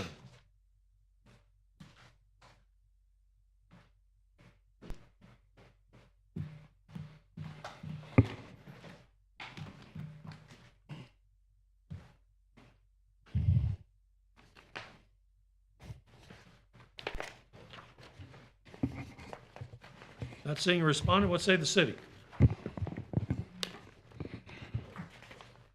Good morning again. Inspector Bostwick, credentials on file. All right, this case was field generated, opened on October 18th, overgrown vacant lot with trash and debris. First notification was on October 23rd. Compliance was due by November 3rd. Last day of reinspection was January 3rd. Result, non-compliance. There's been no contact from the owner. Staff requests a finding of non-compliance with compliance due next cutoff. They did do the inside of the property, but it did not do the abutment area on the outside, and it left trash and debris all over. All right, noting the absence of the respondent, based upon our inspector's testimony and the photos presented, I find the respondent non-compliant, or an order the respondent to come into compliance by February 7, 2024, or be returned to the special magistrate for consideration of a fine of up to $1,000 per day thereafter. Okay, folks, we've been going for about 2 hours. Here's what we're going to do. We're going to take about a 10-minute break. Every one of you out there who has a case during that break, get together with the secretary, let her know what cases you have, and then rather you sitting here as we go through all the cases for the people that didn't show up, we'll go directly to your cases. Okay? So while I'm gone, let the secretary know what case you're here on, I'm going to address anything for which we have a warm body here. And then once you all are out of here, then we'll take care of all the other things that we don't, for which there are no respondents present.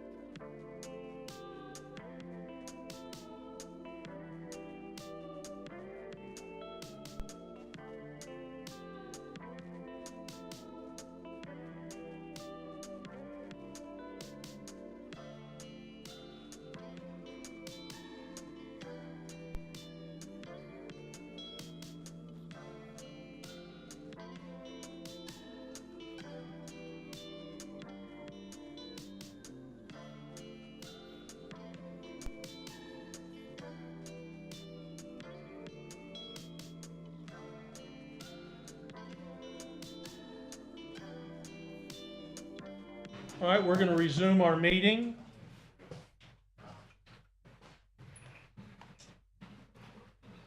Case number 18, Johnny L. Daughtry.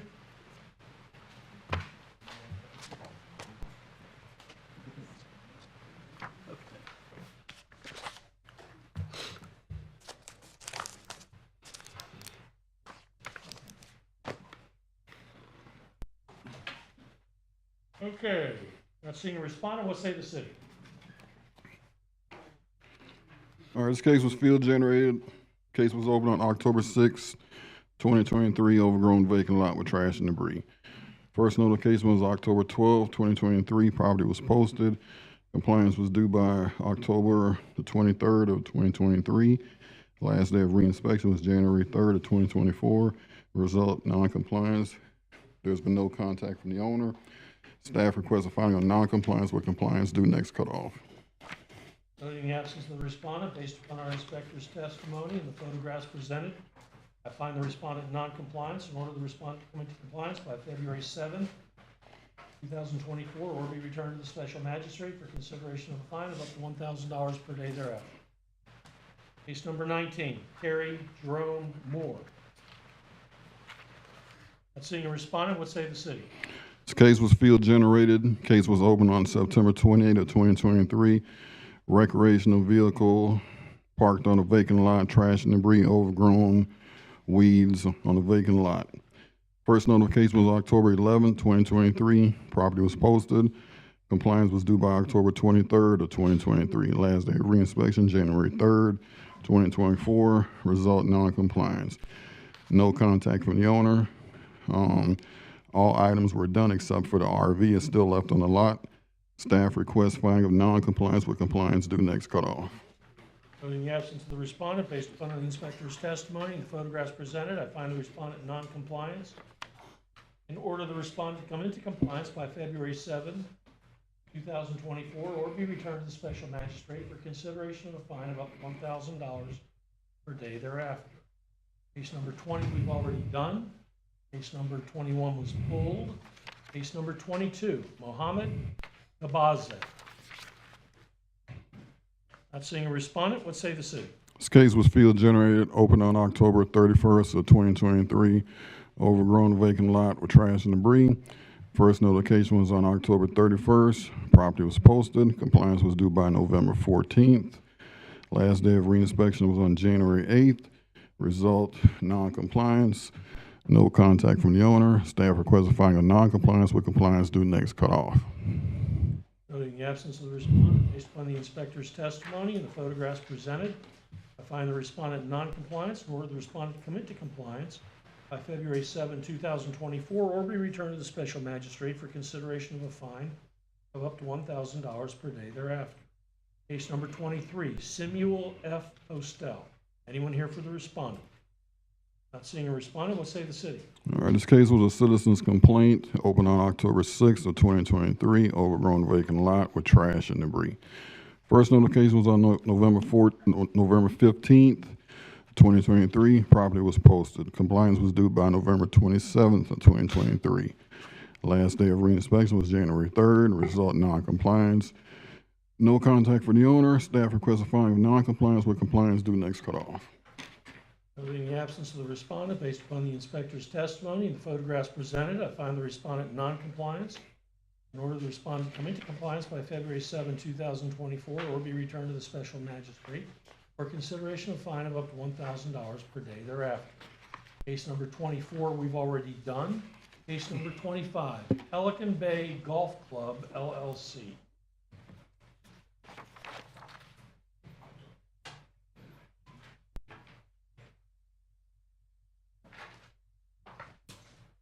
Yes, sir. If you would, please state your name and be sworn. Do you swear or affirm the testimony you're about to provide is the truth, whole truth, nothing but the truth? Yeah, I do. Thank you. Yes, sir. Your affiliation with the respondent? A manager. Very good. This matter is here for the imposition of a fine. Let's hear from our inspector.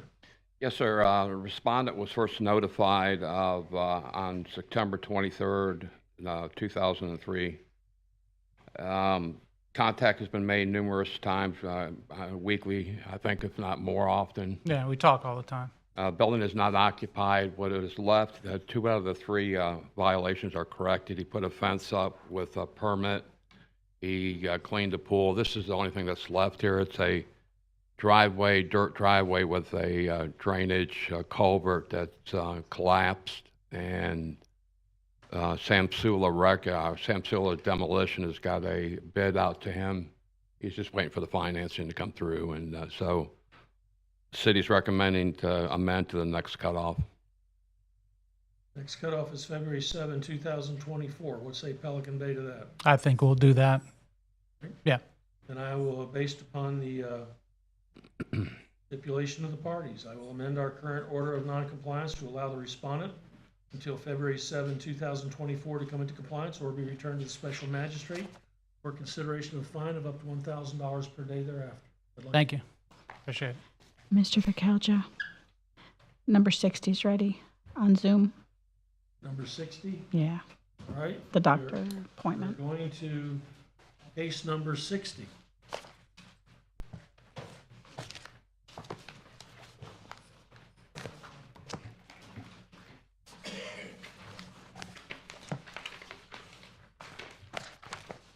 There he is.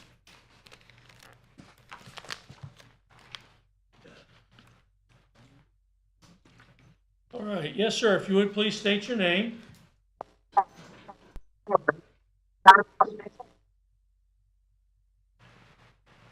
Hello?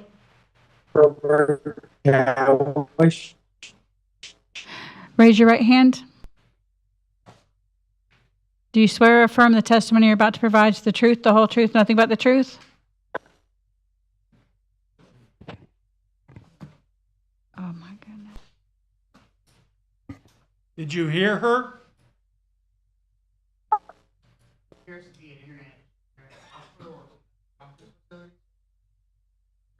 Can we just... All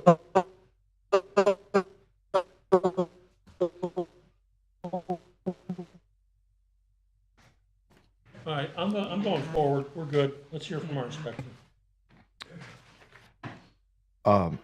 Inspector Kevin Yates, my credentials are on file. The owner was first notified May 23rd, 2022. Since the last hearing, I've had contact, but no progress. I would like to impose a fine of $100 a day to a maximum of $15,000. Okay. So much for anything about that being amenable.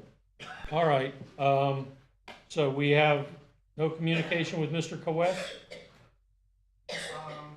Can chat with him, that might be a little, he can hear me, but I think him talking, that's the copiness from whatever. All right, well, when you get through to him, I'm continuing this matter to next month's meeting.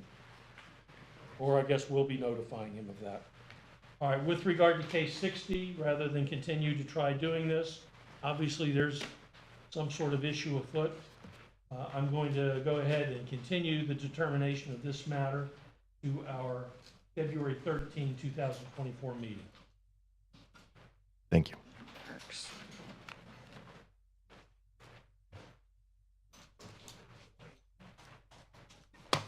Okay, miscellaneous business.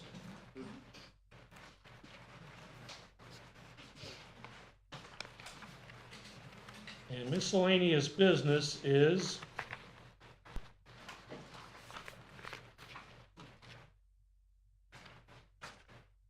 Indigo Lakes Golf Club, LP 312, Indigo Drive and 400.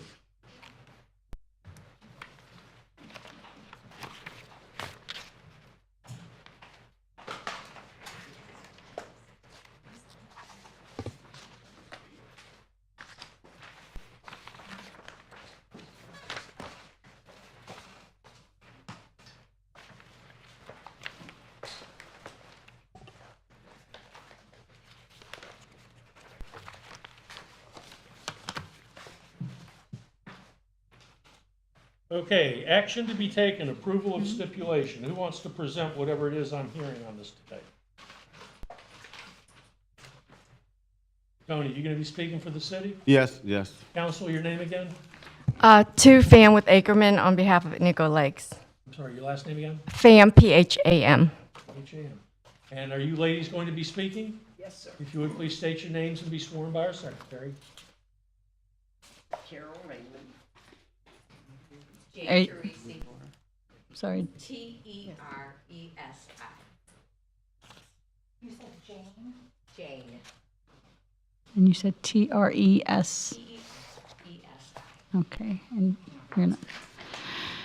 Do you swear or affirm the testimony you're about to provide is the truth, whole truth, nothing but the truth? I do. Thank you. Okay, Counselor, let's start with you. Approval of a stipulation. What's the stipulation? I have a copy here, Mr. McKelger. I think we gave you one at the previous hearing, but I'll present you with another. You can just describe it to me if you will, as long as it's a stip.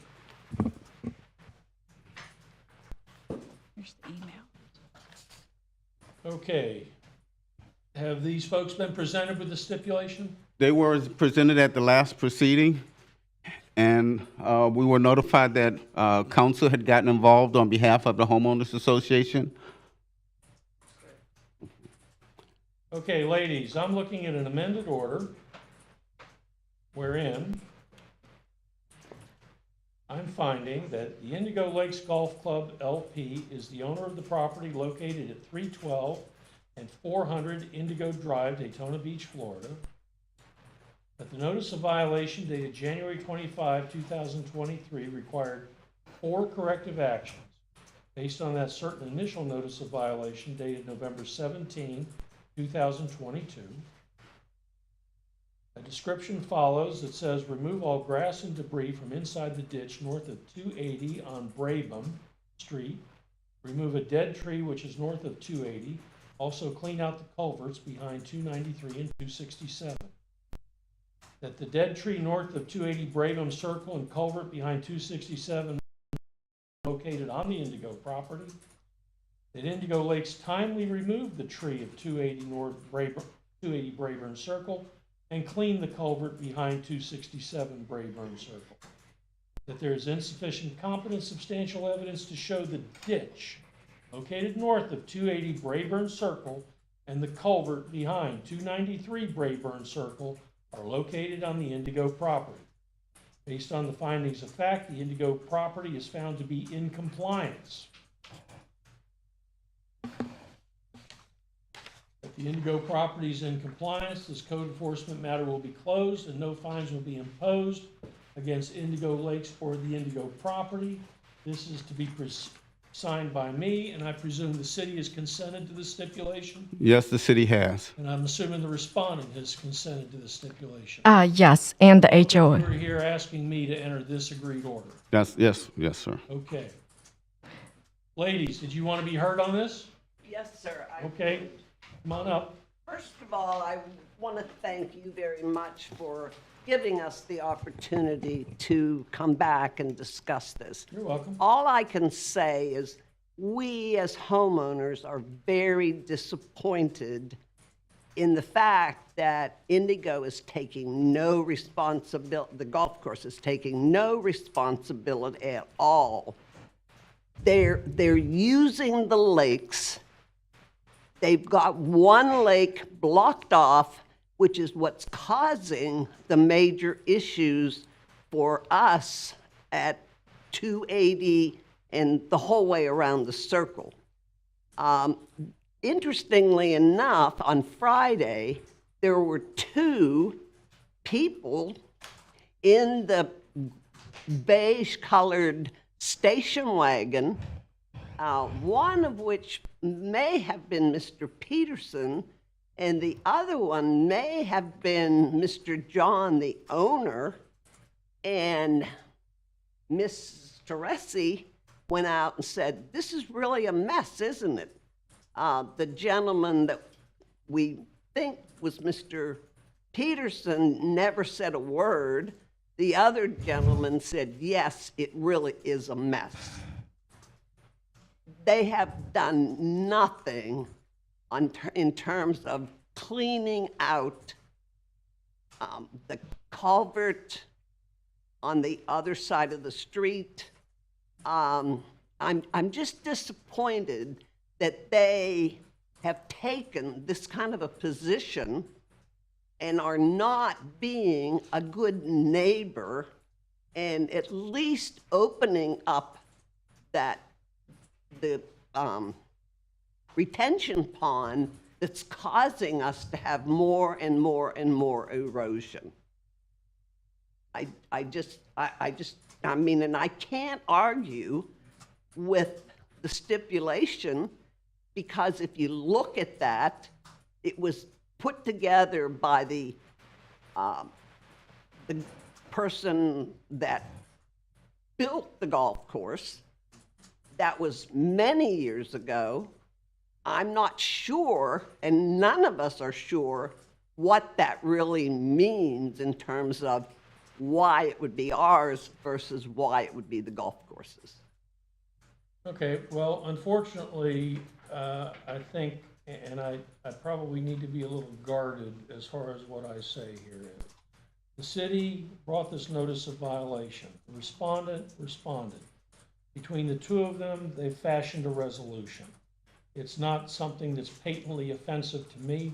I understand you find yourself in a quandary as far as these various improvements, utilities, and what have you. And the only consolation I can offer you is maybe there's a legal issue to be resolved, but it's definitely outside the purview of the special magistrate. And to the extent that you're disappointed, I'm sorry you're disappointed. I think we've tried to hold the respondent as accountable as the city can, given the circumstances, the information, the evidence, and of course the documents that we've looked at. So anyway, we wish you luck on whatever you choose to do from here. Yes, ma'am. Who owns the lake? I don't know. I'm not the one to answer that. Oh, the golf course admits that they own the lake. They may just very don't well. I'm not own- going to argue with you on that. They There's just an don't. awful lot of debris in the lake that is causing problems. I'm not here to stir up problems. It sounds to me like y'all probably need to consult a property attorney We already have. and start and that's as much as I'm going to say. Okay, thank know, you. Because it would be inappropriate for me to be saying anything more. And whatever you do, I wish you the best of luck. That goes for all of you. Okay. Thank you. Good luck to you. Thank you, Mr. Butler. Can I just enter the surveyor's affidavit into the record just so that the city can have as part of this matter? That's, yes. No objection. Am I signing this now? Yes. Yes, sir, that would be.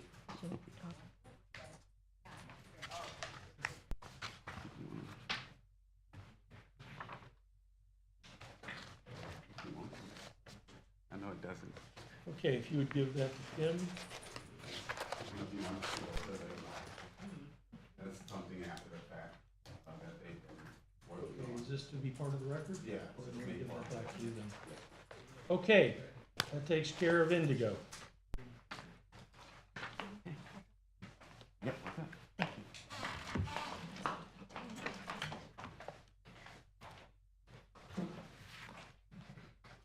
All right, case number 25 we did. Case number 26, 555 Seabreeze LLC.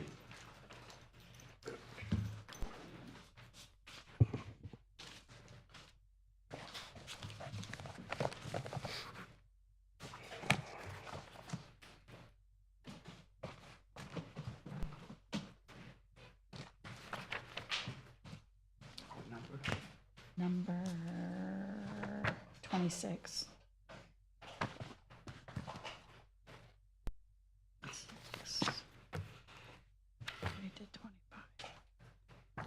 Okay, not seeing a respondent, what say the city?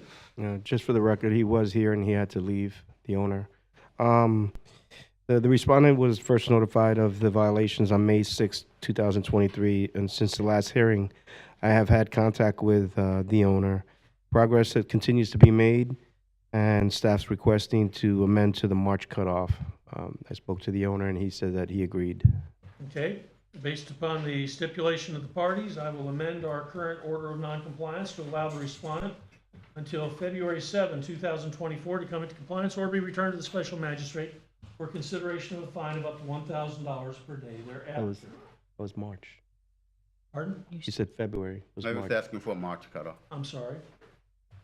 amend our current order of noncompliance to March 6, 2024, or be returned to the special magistrate for consideration of a fine of up to $1,000 per day thereafter. Now we good? Thank you. Case number 27, Willie Gilmore.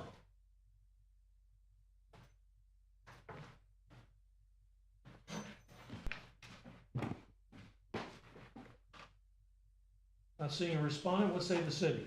Okay, respondent was first notified of the violation back in 10/21 of 21.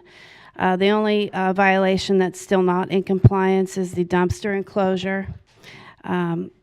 There was a conclusion made between the building department and the owner yesterday, and that is in the works. So we expect compliance by the next cutoff. So I'd like to ask to amend one more time. Based upon our inspector's report, I will amend our current order of noncompliance to allow the respondent until February 7, 2024 to come into compliance or be returned to the special magistrate for consideration of a fine of up to $1,000 per day thereafter. Case number 28, Florida, LLC.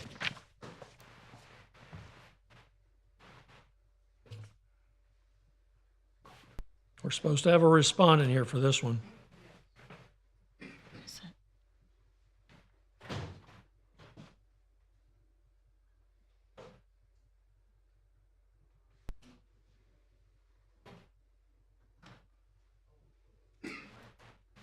Is he going to be? Oh, he's on Zoom.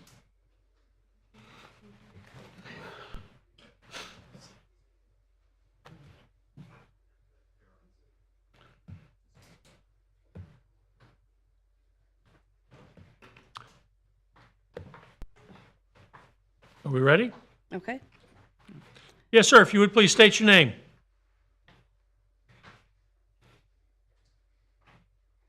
Yes, sir. John Morey, for the respondent, attorney for the respondent. Morey. All right. Are you an attorney? I'm an attorney, yes. Pardon? Yes, I'm an attorney. All right. Very good. And you're here on behalf of Florida LLC? Correct. Very good. All right. Let's hear from our inspector first.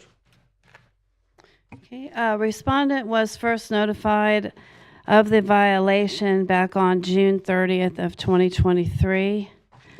The property is still in non-compliance. I last spoke with someone on 12/19 of 23 asking what was still in non-compliance at that time, and I responded to them. Since then, no response. I haven't been inside the property since October 6th.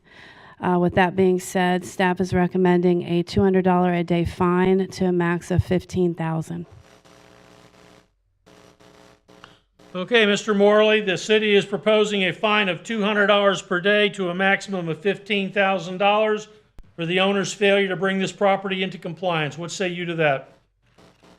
I've been working with the city attorney, Mr. Jackson, very pleasant to work with. We have been exchanging emails. I sent an email in December 16th because of the holidays and Mr. Jackson's workload. Wasn't able to get back to me till yesterday. So as of yesterday, about 5 p.m., I didn't realize that we weren't going to have any agreement and that this hearing was going to take place. Wasn't able to get my client here. Wasn't able to get their contractor here. So I had a phone call with Mr. Jackson last night after 5 p.m. and told him that I need to request a continuance of this to come back at another date to have all that done. Now that I do know what their position is, the email that was sent to me pretty much tells me their position, which is it does not seem that we're going to be able to reach an agreement. I was able to get a hold of my client a few minutes before the hearing, and my understanding there has been work done to come into compliance. Most recently, they're requested to have a survey done. That took a couple of weeks to get that done, and that was with Ireland Surveying. So they took care of that. So they're telling me they're working with the building department to get all this taken care of. But one of the main things, one of the violations listed here,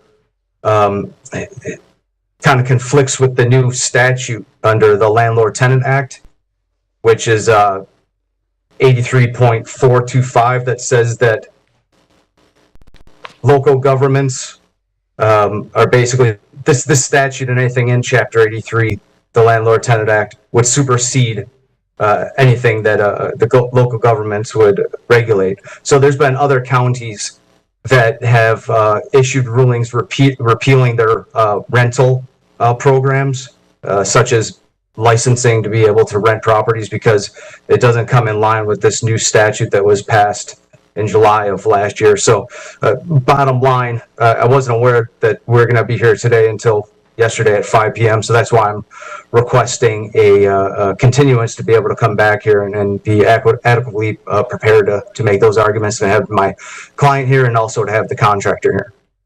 What say, Mr. Jackson? Mr. Vikelja, first of all, I'll acknowledge Mr. Maury's representation. He did send me the email. I did not respond to him until, I believe it was the day before yesterday, but it may have been yesterday. And it was an inquiry as to, and I'll tell you, we spoke late yesterday, and it's a possibility we may not be clearly understanding each other's position, but for the most part, his inquiry is about the validity of our rental ordinance as it relates to new legislation that went into effect in July. We continued this a couple of times while I was reviewing that. Ultimately, I completed a review and responded to him regarding that. I do not agree with his thoughts that our ordinance is preempted based on that statute. And even so, I told him the bigger problem was that we have all these other violations. And when he contacted me back in December, he had indicated his client, for the most part, that was taking care of those violations. But as the inspectors indicated, I guess without them doing a callback, we have no real evidence of that other than what I'm being told now. So I invited him to be able to come on and ask for the continuance if he so elect. I recognize that he does want to argue that issue, and if that issue alone is something I would think would probably be a fair thing if he wants to bring that before the magistrate. But as to these actual physical violations, I believe the city's reasonable in making its request for a resolution on those, that they be resolved. And the fact that they appear not to be resolved, that a fine would be appropriate. Okay. Madam Inspector, have you been out to see the property since November 21 of 2023? No, my last interior inspection was October 6th, but exterior I've driven by. But Has the respondent called you for further inspections? no, Has the respondent called you to let you know where the respondent stands as far as efforts to make the necessary repairs? no. Okay. I'm finding the respondent the sum of $200 per day commencing January 4, 2024, and the amount of the fine will continue to accrue each day thereafter until the property is in compliance or the amount of the fine has reached the sum of $15,000. Okay? Can I just say one last thing? I know you kind of made it really, but the reason why my client hasn't responded, he was having me do that in the communications with the attorney. So part of it is an inspection. Repair the property. You broke up on that. What? I'm sorry. Your client needs to get out there and make the repairs that are needed so they don't keep showing me the disgusting pictures of the interior of the unit your client owns, that your client has done little or nothing in the way of remediating. So I would suggest your client make the necessary repairs as soon as possible. Good luck to you. Yes, sir. Thank you. Case number 29, COSI Investments, or COSI Investment, LLC. Sorry, we were going to hear that one last, sir. Pardon? We were going to hear that one last. That was Mr. Hughes. Okay. That brings us to case 30, case number 30, Victory Temple of God Incorporated. Thought we had a respondent for this one. He should be on Zoom. He should be on Zoom.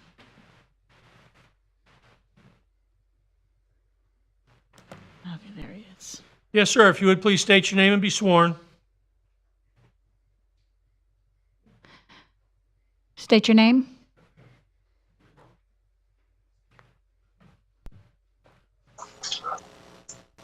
Is it on now? Yep, there you go. Okay. R.T. Hillary? Do you swear or affirm the testimony you're about to provide is the truth, the whole truth, nothing but the truth? Yes. Thank you.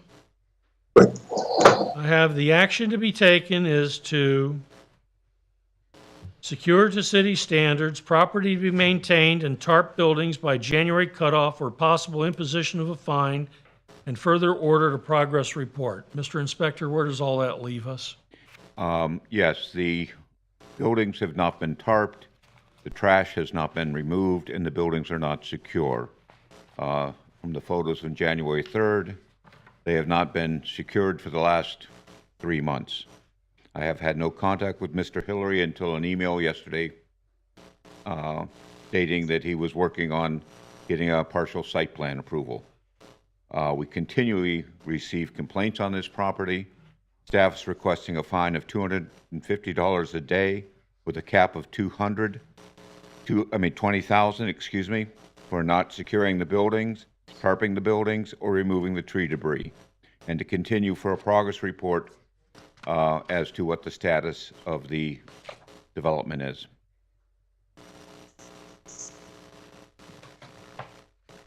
All right, what say the respondent? Your Majesty, I've been in contact with the city. Like you know, we've been talking to the planning and zoning department trying to get through the site plan. Even while we were waiting on this with you today, I spoke to the deputy city manager 2 times, Mr. Morris, and he told me, and I got the words down here, he said we can have our contractor request a roofing permit for maintenance purposes of existing structure. And he let me know this morning to have the contractor contact him so that he can get with the planning director and the building official so that we may be able to get a permit to put that roof stuff on. I explained to him, we've done this here just like you all asked us several times over this past year, but we haven't got through the site plan. So the building and the planning department, they will not issue us that permit to be able to get this done. And so he told me to have the contractor contact him this morning. I've reached out to the contractor while we've been on the phone right here, and they let me know from his office he's going to get back with me. He got some appointments this morning here, but he'll get back with me here. They let me know that the crew could be there on Friday to do these roofs right here. But we just got to get the final part of this in with the city, because one rule say because we're in this with you, we can't get any permits or nothing until we get everything cleared up with you. And we can't do anything to these roofs until we can get a permit. And so we're in the catch-22. So Mr. Morris, he got back maybe at 7 something this morning. He got back with me at 9:34, and I asked him if we can pull this while we get through this right here. But this was at the 11th hour on that part right there. So he said he couldn't pull it. We just need to explain to the magistrate that we are working with the city, and that's why he told me the contractor needs to contact him when he's coming down to get the permits, so he can get with Dennis and the building official and allow, because the way our system works, it would not let us get a permit to do the roofs and stuff like that there until we get out of this site plan review. We can't do anything to the structures. So he told me to make sure the roofing permit says for a roof permit for the maintenance purpose of an existing structure. I guess the site plan is like we ain't got nothing there, but we do have something on the building.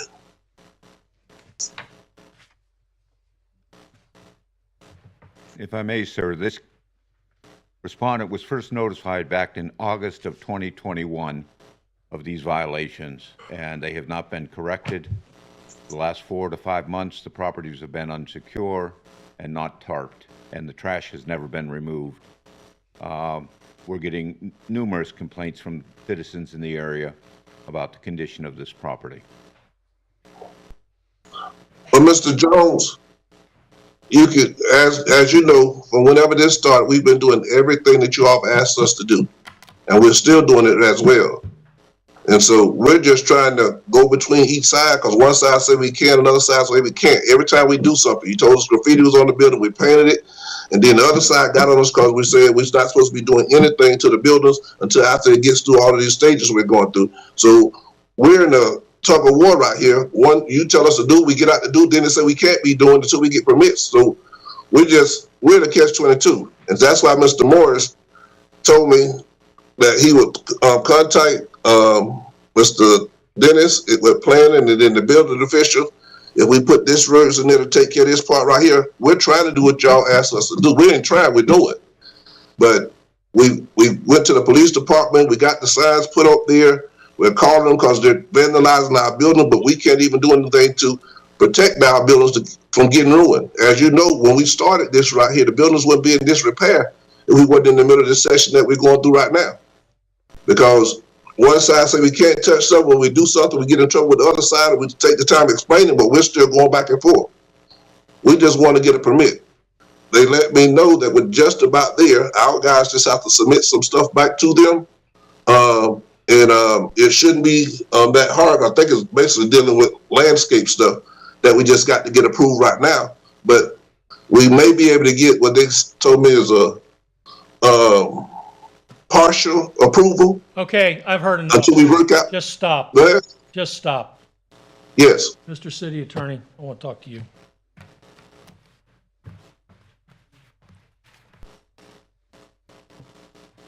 Okay, I think the city finds itself in the bottom of a bowl full of word salad here. And as the inspector has pointed out, we're going on 3 years now. I've got it noted here. Continued from November hearing to secure to city standards. Has it been secured to city standards? No, sir. Okay. Property be maintained and tarp buildings by January cutoff. Has that been done? No, sir. Okay. I hear a litany of excuses as far as why nothing's happened at all. Is there any legal merit to what I've been listening to? No. It should cause me to pause and be more patient. Yeah. No, sir. In fact, he raises the issues about the limits on getting permits. Putting a tarp on there would not require a permit. Securing to city standards would not have required permits. And the circumstance was that these last two meetings, this has been an issue that's been raised again and again, just Okay, for cleanup. so where are we supposed to be right now if they had done what they told us they were going to do? We would have had the buildings tarped. The buildings, all the buildings would have been secured to city standards, and that trash, the trash that's been on the site would have been cleaned up. That has not, none of that has changed in since the last hearing, or in fact, the last 2 or 3 months. Okay, is any of those items impacted by a site plan or a permit application or a conversation with a manager or anything else? No, tarping the buildings do not require a permit. Removing trash and debris does not require a permit.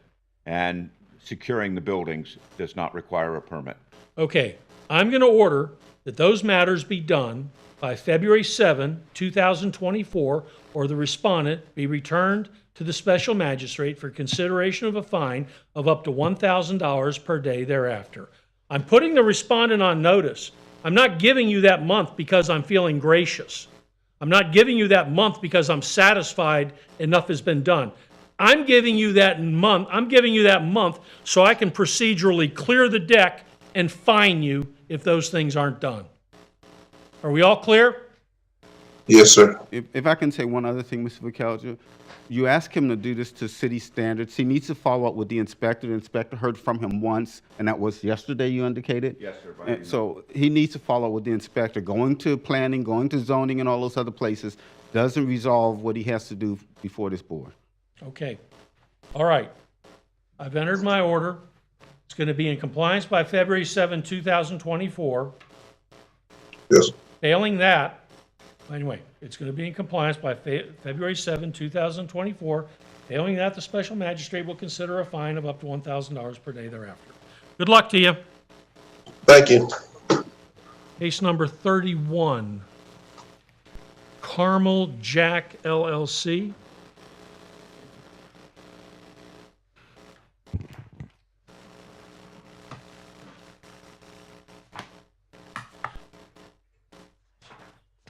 Yes, ma'am. If you would please state your name and be sworn. My name is Karen Spinner.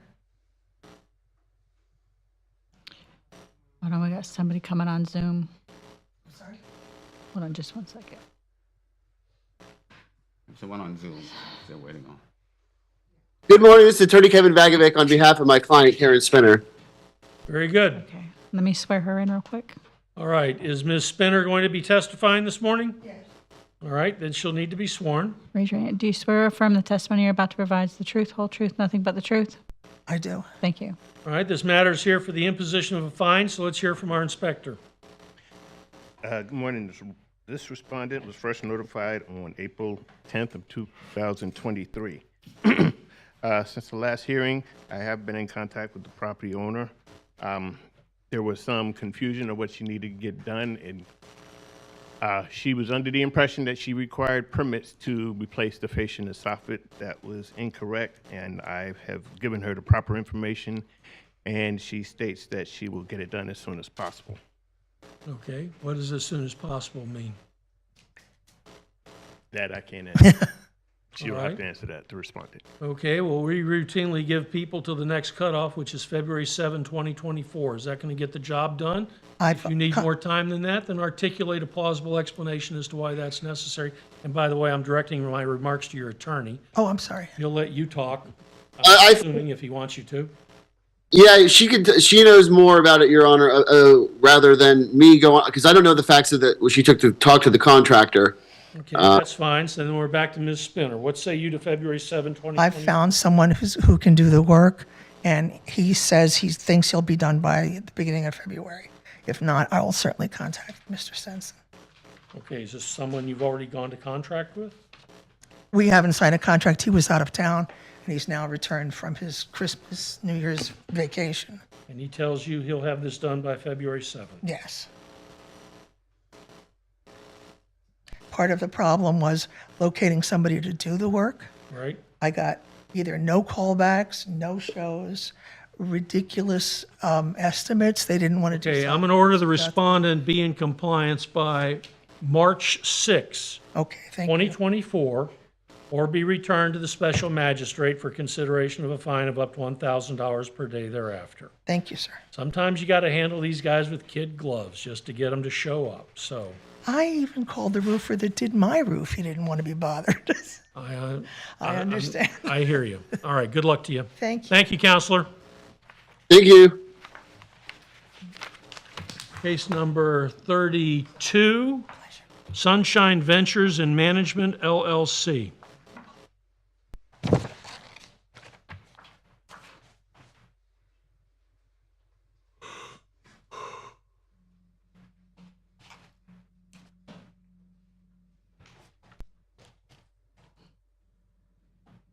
Go ahead and state your name. Connie Mailer. Speak into the mic. Connie Mailer. Raise your right hand. Do you swear or affirm the testimony you're about to provide is the truth, the whole truth, nothing but the truth? Yes. Ma'am, I couldn't get, what's your last name again? Mehler. Mailer. And your affiliation with Sunshine Ventures and Management, LLC? I work for them. Okay. You have And they authority to couldn't be speak here on their today, behalf so today? I'm representing them. They couldn't be here today. All right. Progress report. I guess that's you. The pool has been covered. The building had to be repainted. Please speak into your mic, ma'am. The building had to be repainted, which it was. The windows had to be boarded properly. And then also, it was asked that the paint match the building. So that's been done. There was a gate repaired and graffiti removed. Trash and debris cleaned up.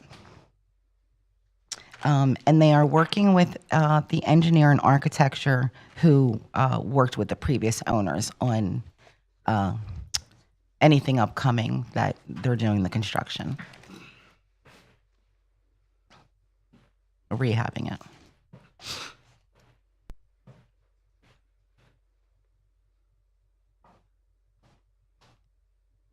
What say the city? Mr. Kelja, there still has not been any permits obtained yet for this property. The commercial property maintenance is still incomplete. The only thing that actually has been completely done is the graffiti has been completely removed. The pool is covered. The fencing is sufficient. And the property is still unsecure and vacant. The last hearing, you discussed that all the... Is this the corner of Yes, it is. University and A1A? Correct. And that guy promised me he was going to do something. That's correct. He brought in a dumpster because he was going to move some debris in there. And we had a bunch of neighbors griping. That's correct. And I did everything I could to calm the neighbors down. And all we've done is bring a dumpster in? They put some debris in a dumpster, and they have just recently painted the new boards that they put on the building. Other than that, nothing else has been done. Do you have anything you wanted to add? No, I just wrote the notes that were given to me. Okay. We're going to write out some notes you can give back to them. Okay. What's the relief the city's looking for? Sir, this was a progress report. We would still like to get compliance with this property as soon as possible. I'm going to order the respondent to be in, pardon? We would at least like to have a milestone of a progress report of what's going on. I don't want any more progress reports. We gave him a progress report. Okey-doke. And my recollection is we were given a lot of promises as far as what was going to be done. And we had a bunch of people in the neighborhood that were moderately satisfied with that. I'm surprised they're not here today. They must have locked the doors out front. They're in Israel and couldn't get back in time. All right. They'll be back tomorrow. We have an order imposing fine. Yep, did that too. We have an order of non-compliance saying it's supposed to be in compliance by January 9th. No. I guess on January 9th, the only thing we scheduled was a progress report. Yes, sir.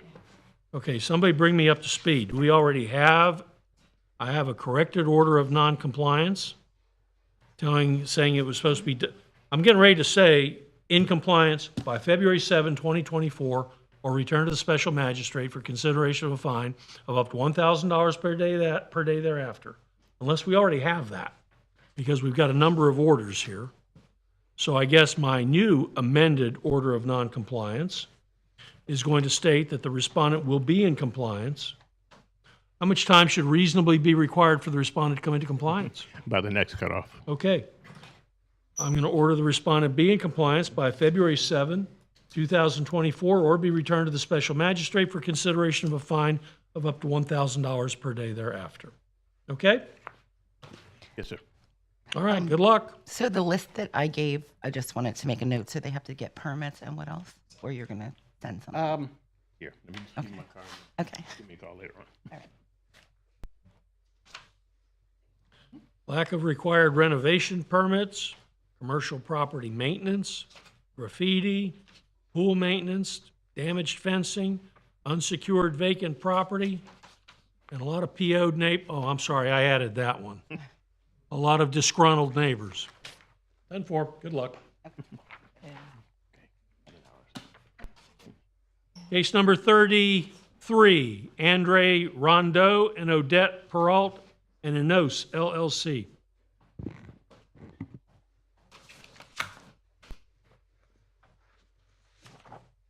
State your name. Can you speak into the microphone, please? I can't hear you. Jean Krug. Do you swear from the testimony you're about to provide is the truth, the whole truth, nothing but the truth? Yes, I do. Thank you. All right, with regard to 209 Oak Ridge, what's taken place since the last time we were here? Well, the respondent was first notified on February 13, 23. Since the last hearing, there has been no progress, no permits have been obtained, and as far as I know, there is not a contractor on board officially as of yet. Okay, what say you to that? I wanted to be together 209 Oak Ridge and 506 Halifax. So the 209 Oak Ridge, the contractor told me he called Mr. Stenson that we do the 506 Halifax first, and then we one by one do 209 Oak Ridge. Is that true? He told me he called you. This is part of the problem that we've been having with with this particular area, rather than focusing on one property at a time. She's got 3 properties right here on the corner, and she hasn't been focused on any of them. So she's not really making any progress on any of them. No, that's not true. What is the amount of the fine that you would be looking for? $200 a day to be capped at 20. No, that's not true. Could you please listen to me? So last time, the contract is. I have listened to you. Now, here's what I'm going to do. Mm-hmm. If 209 Oak Ridge is not in compliance by February 7, 2024, a fine in the amount of $200 will automatically go into effect, and that fine will continue to accrue each day thereafter until the property is in compliance or the amount of the fine has reached $20,000. So you have another month to take care of 209 Oak Ridge. Yeah, okay. So everything is ready, just need to submit. Well, then it shouldn't be a problem. Okay. Next okay, one. Thank you. Next one, Andre Rondeau, 506 North Halifax. Let's Okay. hear from our inspector. Why are you hovering? That is a Hold on just a second. She has something to speak to. She wants to be heard on 209 Oak Ridge. Yes, I'm the tenant. She's the tenant for 209 Oak Ridge. It's 207 tennis. I mean, 207, I'm sorry. 207, I'm sorry, I'm very. Okay. That's not what's even on 207? It's Okay. another house on the property. There is. Okay, So, swear in. Let's go. all right. Go ahead, go up to the mic. State your name. Retta Muratis. Raise your right hand. Do you swear? Right hand. Oh, that's good. Sorry. You swear and confirm the testimony you're about to provide is the truth, the whole truth, nothing but the truth? Yes. Thank you. Yes, ma'am. Since I've been there, since she's taken over, it's chaotic and there's people running in and out. She's promised this and that. I've always paid my rent. The place is so depleted. I mean, very, very much so. She's been told after time she needs to have permits, but yet she still has people come over and just does what she wants. And she just had some work done yesterday. The problem I have is she's very disrespectful. She bullies you into paying your rent or threatens you. And it's just a total mess. I've found another place. I'm moving out. But it's the point, something needs to be done because this just can't go on. It looks horrible. It's worse than when she first took it over. And she doesn't work on one property. She works at all of them, like each property. It's to the point. The neighbors, I've talked to them. They're my friends because I've lived there for a while. And just something needs to be done to really make her pursue. She doesn't want to pay anybody. That's the contractors that I've talked to. I've talked to everyone. Okay. And that's the Well, point. if it's not put right by February 7th, it'll be $200 a day. Okay. And I told her I will be moving, which I am moving out now, but I will be keeping an eye out because it's just terrible. I've had to run drug addicts out of there and everything. It's not a good area. Good luck to you. It's a tourist corner. Okay, now we're at case number 34, 506 North Halifax. Mr. Inspector, what work has been done since the last time we were here? We submit my contract submit. Just a second. I want to hear from him first. Since the last hearing on this particular piece of property, there still have been no permits issued. Nothing's been done.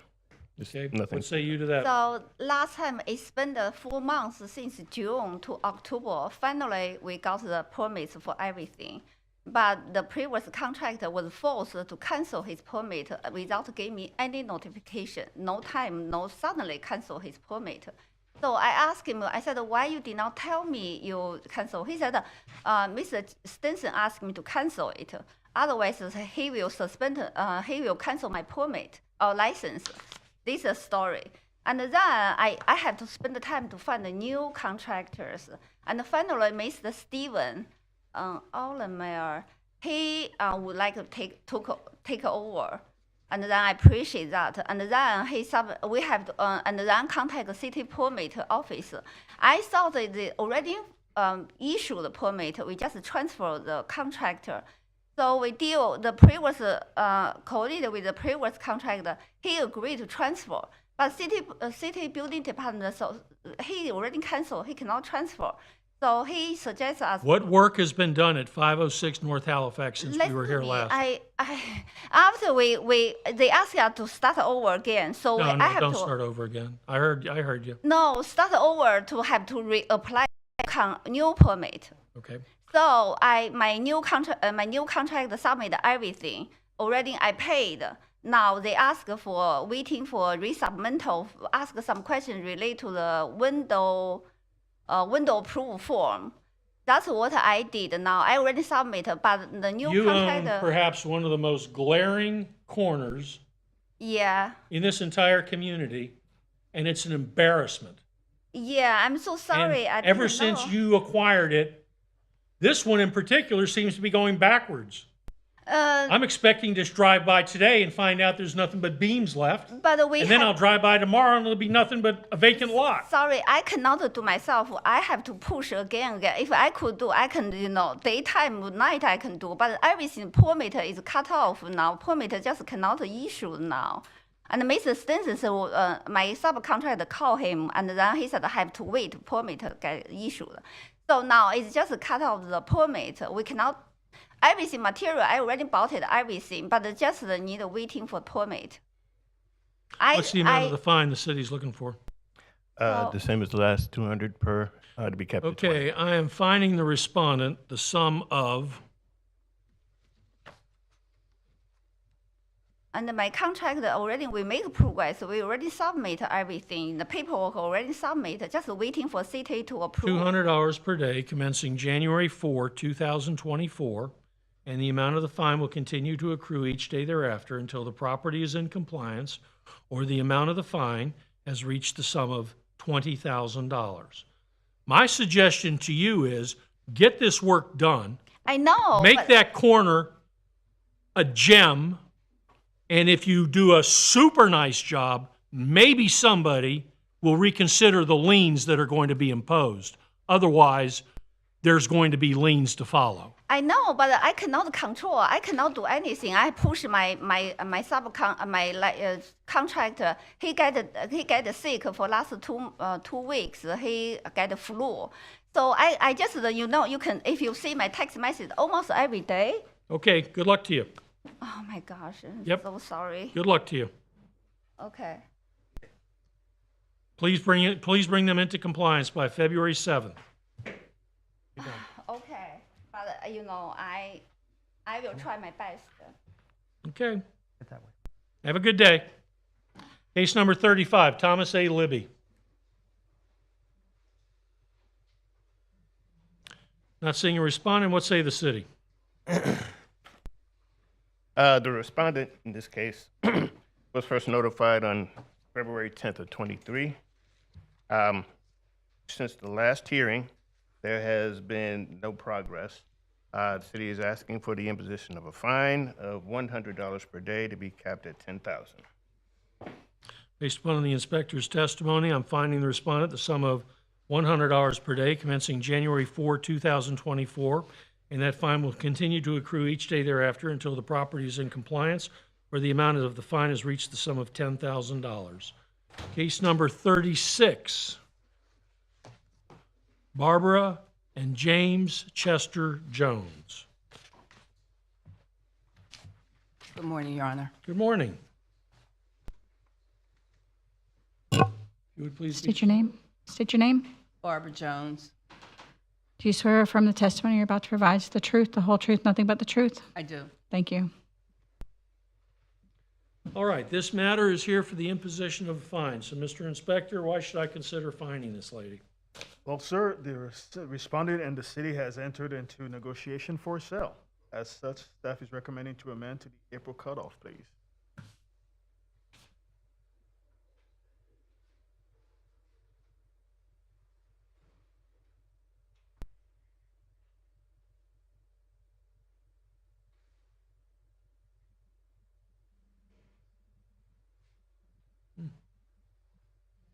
Okay, I assume you're in agreement with that? Yes, I am. So you have a prospective sale And you're expecting to close on that before April? We're in negotiations right now, Your Honor. The city, With the city? yes.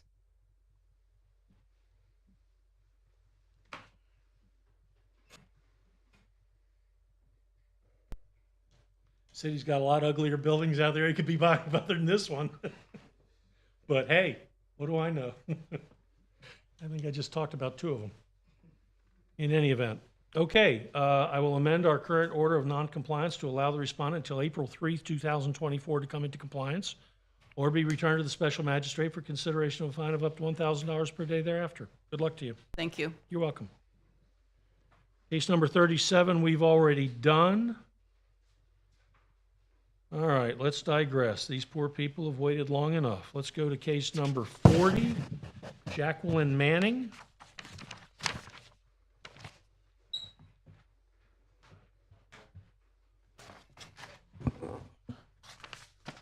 Go ahead and state your name.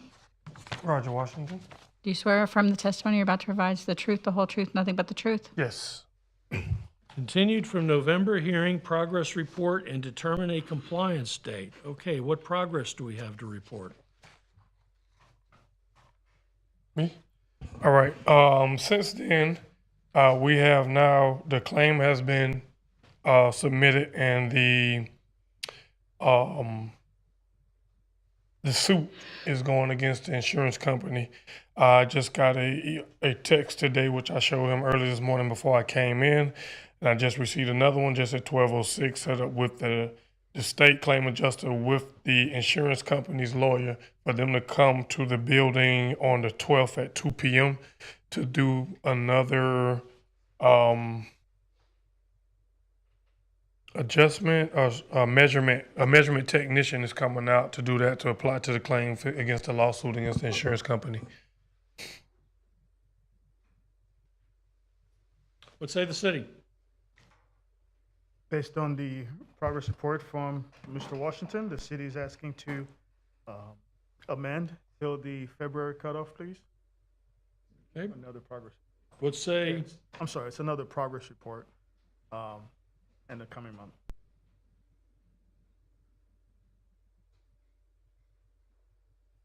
So we're looking for another progress report on February 7th. Correct, because apparently, since they're currently in the process of bringing on a suit against the insurance company, I believe. Yes. That I don't believe things are going to change between now and then until the suit is materialized.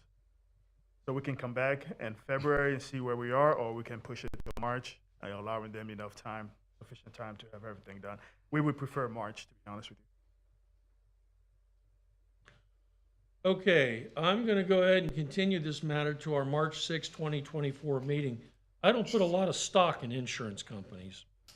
So my point being, I hope you're already contemplating Plan B, because something is ultimately going to have to be accomplished here.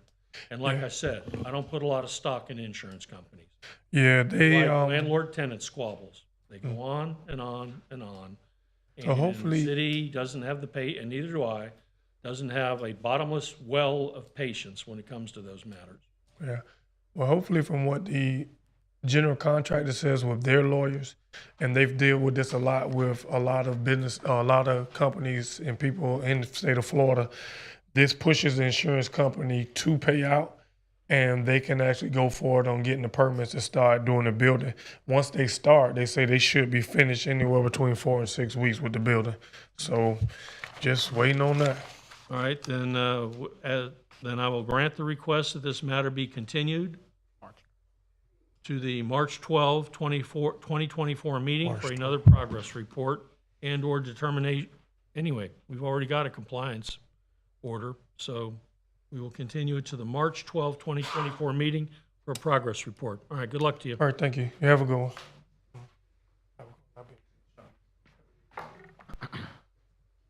Case number 54. Mark A. and Julie L. Walshager. I don't know, he's calling them out of order.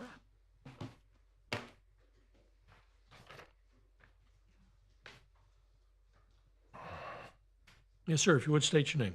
Afternoon. For the record, my name is Corey Brown with Storch Law Firm, 420 South Nova Road, Daytona Beach. I'm sorry, who are you with? Storch Law Firm. Okay. Imposition of a fine. What say the city? All right. They were first notified February 24th, 2022. Since the last hearing, I've had contact with the owner and the work is ongoing and near completion. I would like to amend to the March cutoff. Counselor, what say you to that? I think that should give us enough time to get it done. Yeah, because last estimate I got was 30 days, so I'm thinking that'll give us enough time to get it done. It depends. Part of it depends on the weather and the tides. I understand all of that. Stay in touch with your inspector. Anything bad happens. All right, I will amend our current order of noncompliance to allow the respondent till March 6, 2024 to come into compliance or be returned to the special magistrate for consideration of a fine of up to $1,000 per day thereafter. Good luck to you. Thanks, sir. Case number 55, Americano Beach Lodge Resort Condominium Association, Inc. Anyone here for the respondent? Okay. What say the city? All right. They were first notified of February 17th, 2022. Since the last hearing, I've had contact in progress. All contracts have been signed and a construction schedule issued. I'd like to have them come back in March for a progress report. Come on up. They're real fast. Sorry. All right. State your name. Brian Smith, 5601 Windover Drive, Orlando 32819. You swear or affirm the testimony you're about to provide is the truth, the whole truth, nothing but the truth? I do. Thank you. Okay, if you would repeat that, Mr. Inspector. All right. They were first notified February 17th, 2022. Since the last hearing, we've had contact in progress. All contracts required for the work have been signed and the construction schedule issued. I'd like to have them come back in March for a report. Sound okay to you? Yep. All right, then I will order that the respondent return to the March 12, 2024 meeting for the purpose of giving us another progress report and possibly setting a compliance date. Good luck to you. Thank you. Case number 56.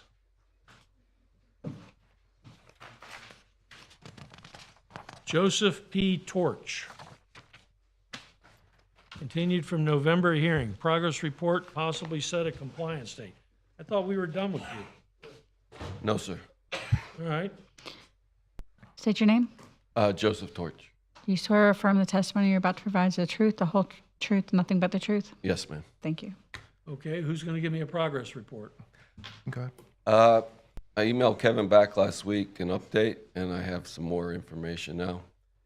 My general contractor was a little busy, and I guess the stop work permit was preventing him from changing me from the permit designator to him.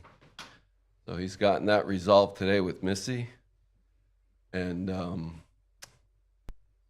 hopefully we can start doing some of the work on the steps and the railings. We've done some analysis. He's actually got his architect for the structural part for the steps.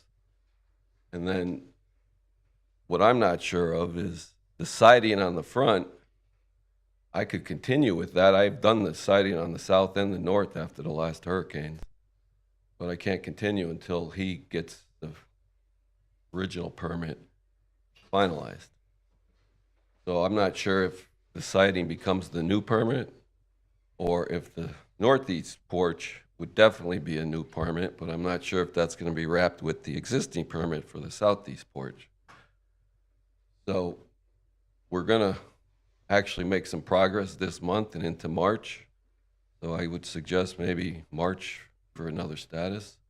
But we should have the railings done and the porch done now that the planning department has lifted the stop work order. He couldn't change and submit the paperwork, which I did give Kevin an update last week, and I didn't mean to throw him under the bus, but he's been busy with the holidays and other stuff. But I guess the online system don't allow it until the stop work permit is lifted. So Okay, what say the city? Given the work that's taken place and the amount of time this case has been open, the city would ask for compliance by the April cutoff. Oh, thank you. Is that doable? You're talking the southeast side, right? Yes. Yeah, I'm, yeah. I'm talking, yes, the violation. Right, we the have. original permit with the railings and the, I'm just not sure if he's gonna combine the southeast porch with the northeast porch. I am doing the steps in the balcony. Those Yeah. need to be complete and the permit finalized by April is what I'm saying. Okay, yeah, I think that's doable. And I will amend our current order of noncompliance to allow the respondent till April 3, 2024 to come into compliance or be returned to the special magistrate for consideration of a fine of up to $1,000 per day thereafter. Good luck. All right, thank you, thanks. You're welcome. All right, case number 57, 2000 Atlantic LLC.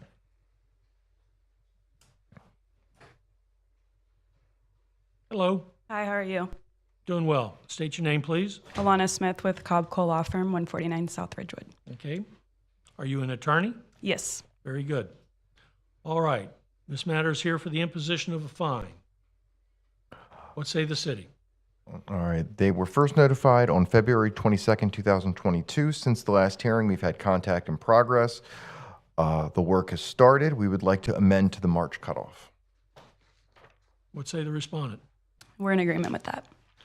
I will amend our current order of noncompliance to allow the respondent till March 6, 2024 to come into compliance or be returned to the special magistrate for consideration of a fine of up to $1,000 per day thereafter. Case number 58, 2000 Atlantic LLC. You here for that one as well? Yes, sir. Very good. Mr. Inspector?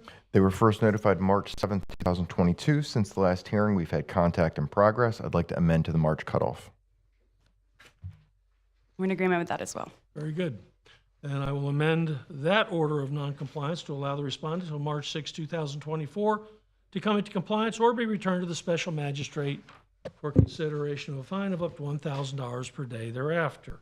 Are you here for 61 and 65 as well? Yes, as well. Let's go to 61.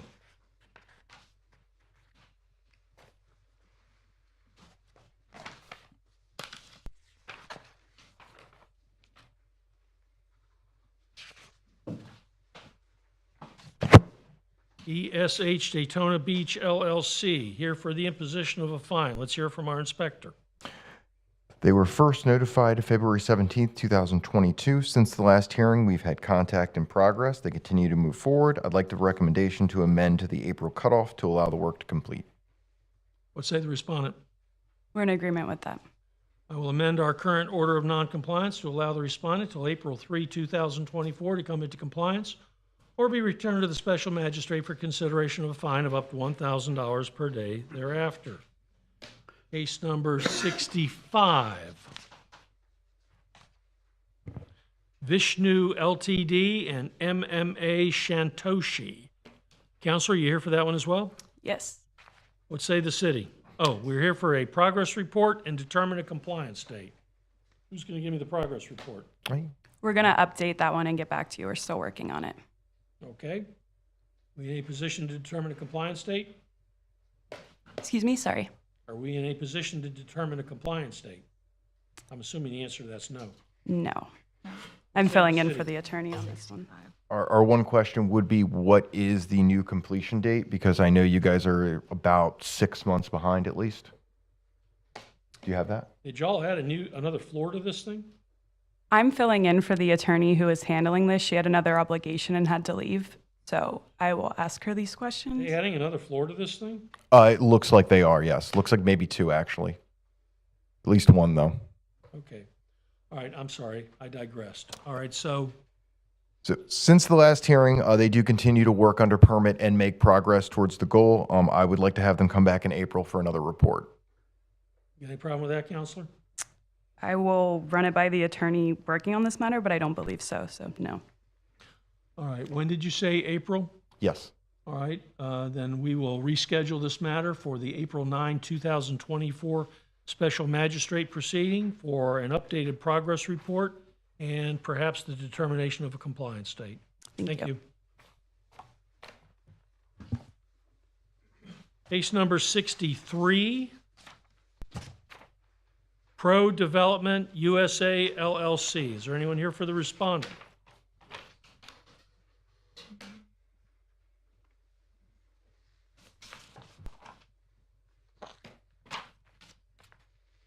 hear me? Sir, if you would please state your name and be sworn. Adam, can you hear me? Yes, sir. What's your name? Daniel Castillo, sir. All right, if you would please be sworn by our secretary. Sure. Yeah. Do you swear or affirm the testimony you're about to provide is the truth, the whole truth, nothing but the truth? Yes. Thank The last name's Castillo. Yes, sir. Very good. Let's hear from our inspector first. This matter's here for the imposition of a fine. What say the city? All right, they were first notified February 15th, 2023. Since the last hearing, I've had no contact and I've been able to note no progress. I'd like to ask for a fine of $100 a day to a maximum of $15,000.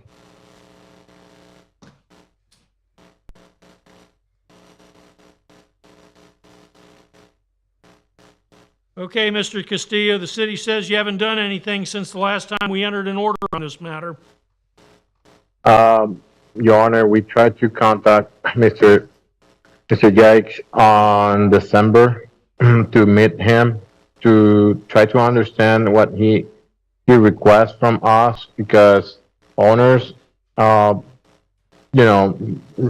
all the people living in the property. They paint the property, they clean the property, they fix a lot of stuff on the property. Mr. Yates is asking to pull some permits, and we are not clear on what type of permits because part of the problems that this property had was the electrical on AC units on the exterior. All those electricals were removed.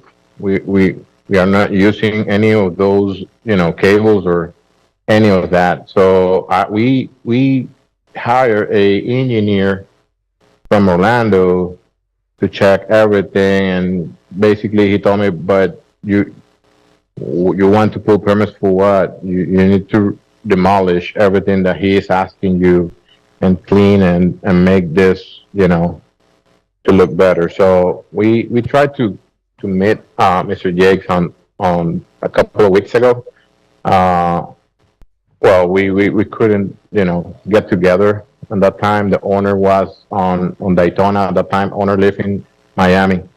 So as you see, Your Honor, we have been trying to be diligent on resolving these matters because we care about what Mr. Jake is asking us, the city is asking, but at a certain point, we are not clear on which route we need to use on the permit matters, and right now we have everything in hold. I know that we start putting a fence to protect from people to go in, and Mr. Jake asked permit for it.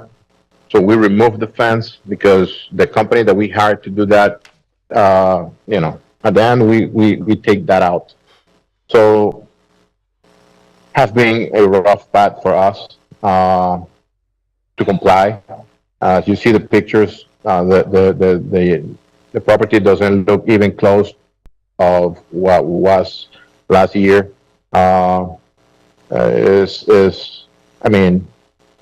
We have been, dealing with this, Your Honor. It's not. Sometimes we are trying to find the path to make this right. Last meeting that we had, Mr. Yates, Mr. what's left Yates. to be done on this?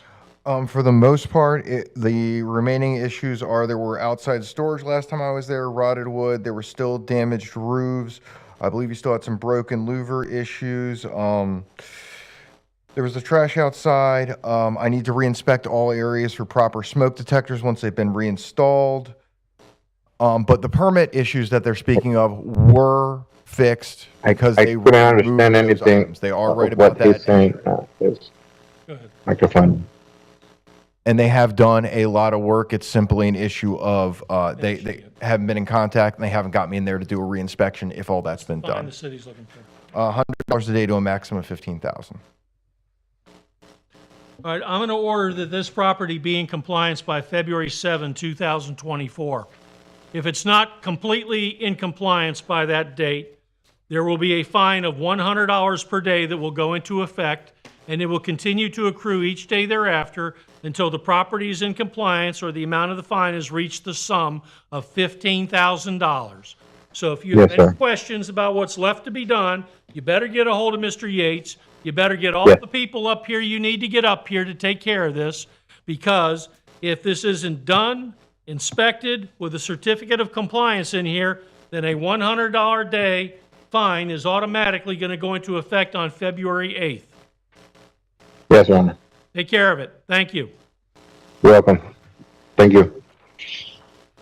Case number 64, Be Good Developments LLC.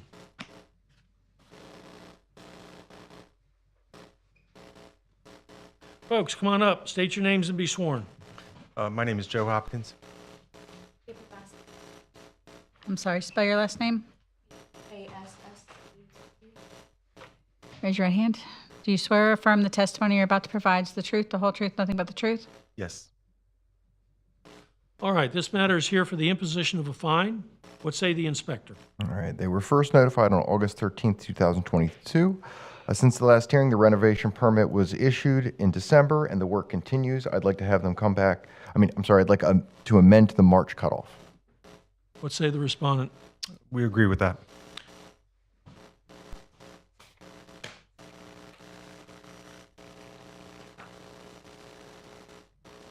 Then I will amend our current order of noncompliance to allow the respondent until March 6, 2024 to come into compliance or be returned to the special magistrate for consideration of a fine of up to $1,000 per day thereafter. Good luck. Thank you.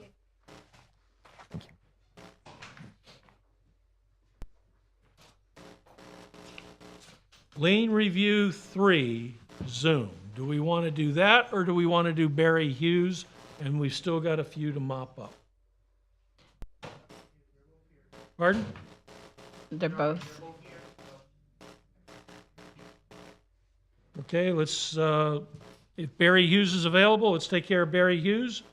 Then we'll do Lien Review 3. So Barry Hughes is case 29. I'm here, Your Honor. Thank you.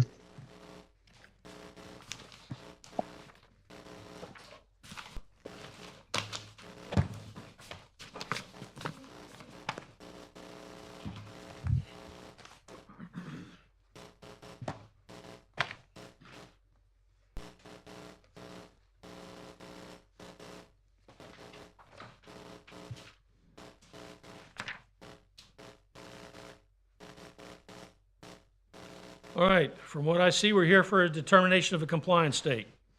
Mr. Inspector, go first. Yes, the respondent was first notified on September 21st, 2020, and before the special magistrate on January 11th, 2022. Since last hearing, I've had no contact from the owners or the attorneys. To my knowledge, from checking with the development, there's been no site plan submitted. Staff recommends compliance date of February 7th, 2024. Okay, what say Mr. Hughes? Your Honor, I don't disagree with Mr. Jones. I have not been in contact with him. I've been in contact with the owner of the property and the owner's representative. They have indicated to me that they have been in contact with the officials in the city of Daytona Beach trying to get a site plan. They are now told they initially had to get a survey, which I believe they have.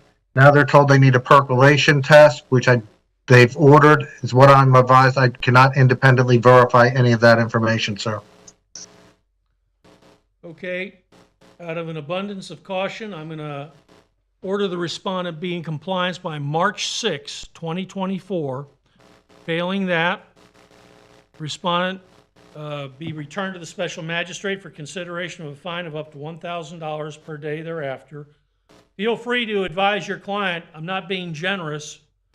I'm erring on the side of caution before I decide to fine him. Your Honor, I am well aware of what you are doing, and you can be assured that I am advising my client of the same. Thank you. Have a good day. You too. Thank you. Lien Review number 3.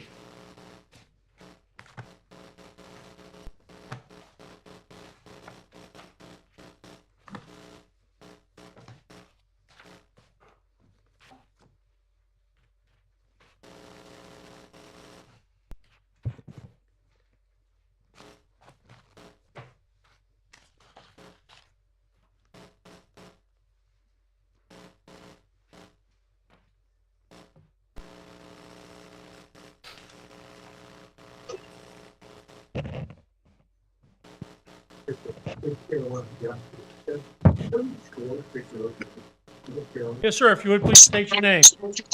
Roger Thomas Jr. He's a police officer.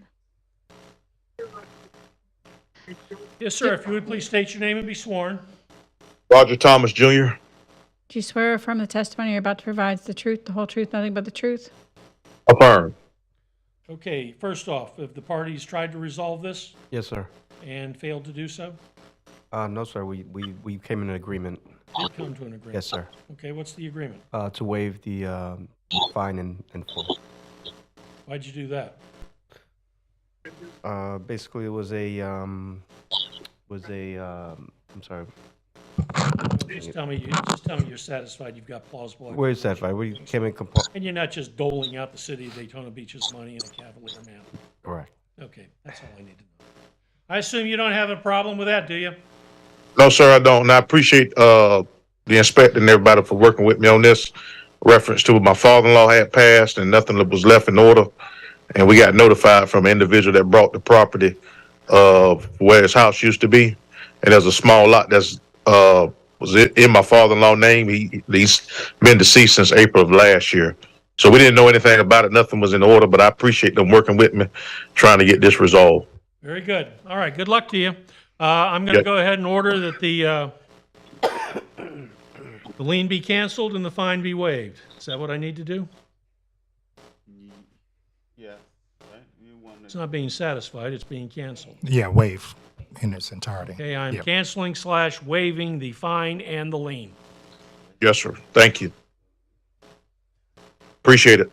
All right, you have a good day. Oh, you too. Okay, now are we going back through and mopping up?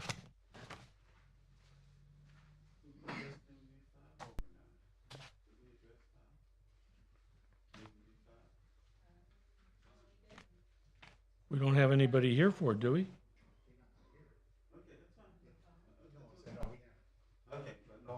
So lien review 5 is a no-show. Is that right? Okay. I mean, do you need me to deny it or just ignore it? I would say just ignore it. Okay. And that brings us back, if I'm not mistaken, to case number 38, RE Equity Investment Group, LLC. Continued from November hearing, progress report.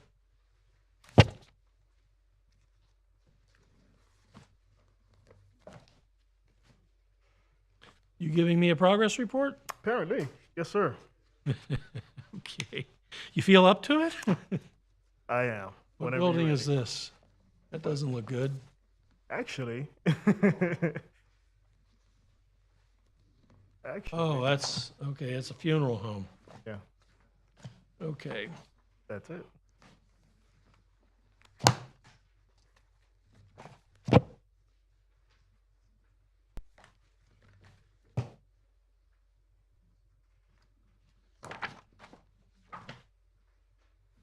RE Equity. All right. What say the inspector? As you can see, clear my throat, excuse me. As you can see, currently construction is ongoing. As such, it needs to go through all the disciplines, and we're hoping for another progress report until the final certificate of occupancy is received. As such, we wish to request another progress report, if that's okay with you. And March cutoff, please.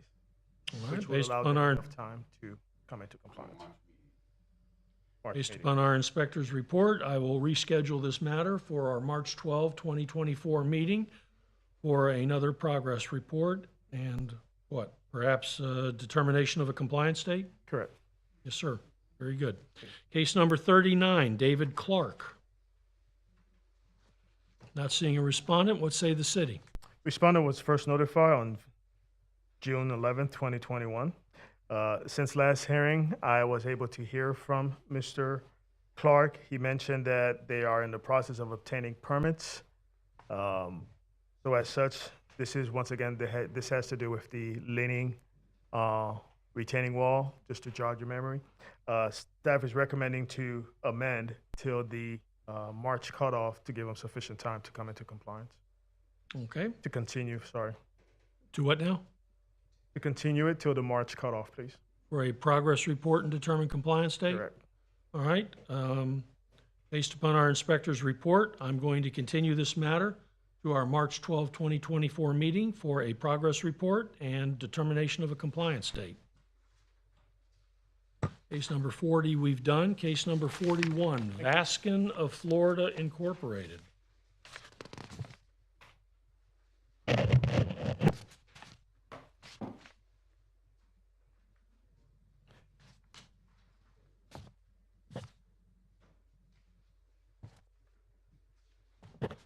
Not seeing a respondent, what say the city?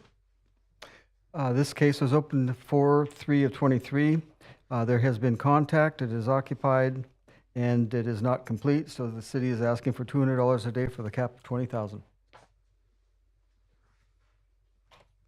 Have we had any effort lately by the respondent to come into compliance? They're getting there, but it's still not complete. It's been out, it's been open for a very long time.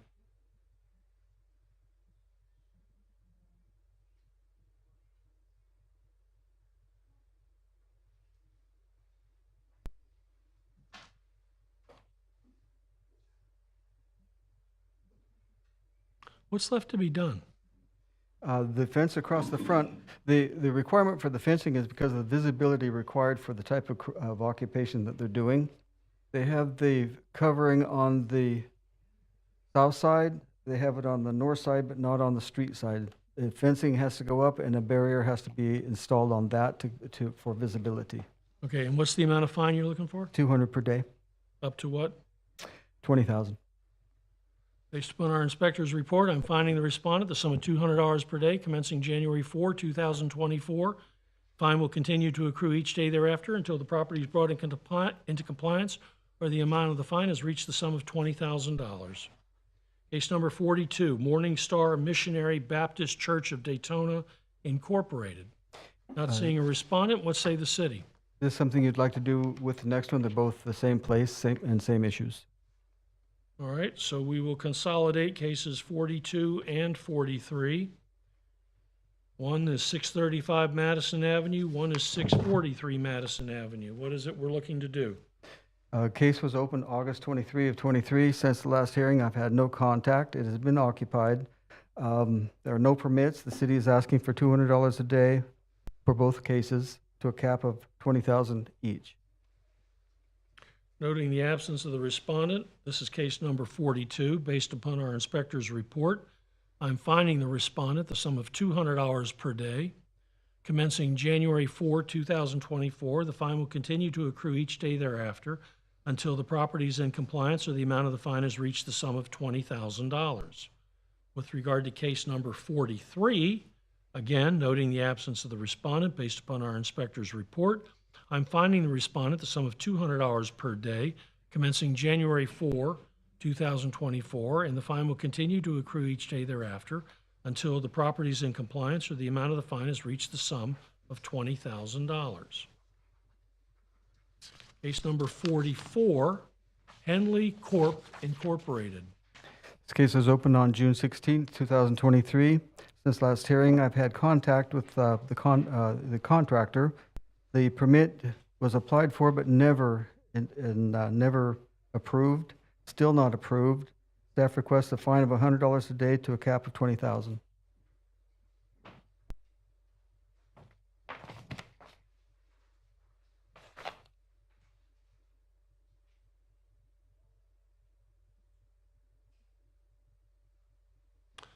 Noting the absence of the respondent, based upon our inspector's report, I'm finding the respondent the sum of $100 per day, commencing January 4, 2024, and the fine will continue to accrue each day thereafter until the property is in compliance or the amount of the fine has reached the sum of $20,000. Thank you.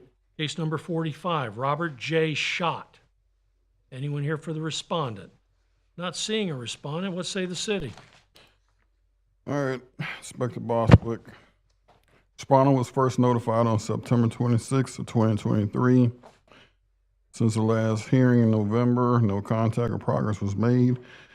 Staff requests a fine of $250 a day with a max of $15,000. Noting the absence of the respondent, based upon our inspector's report, I'm finding the respondent the sum of $250 per day commencing January 4, 2024. The fine will continue to accrue each day thereafter until the property is in compliance or the amount of the fine has reached the sum of $15,000. Case number 46, El Dorado Property Holdings, LLC. Not seeing a respondent, what say the city? All right, the respondent was first noticed on September 19th of 2023. Since the last hearing, no contact or progress was made. Staff requests a fine of $250 a day with a max of $15,000.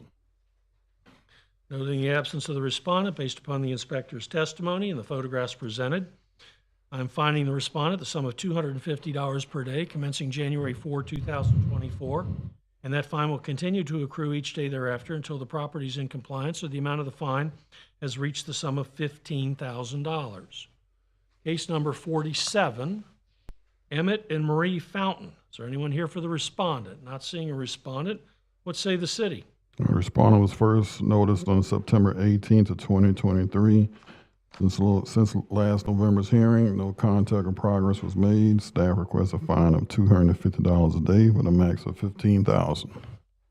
Noting the absence of the respondent, based upon the inspector's testimony and the photographs presented, I'm finding the respondent the sum of $250 per day commencing January 4, 2024, and the fine will continue to accrue each day thereafter until the property is in compliance or the amount of the fine has reached the sum of $15,000.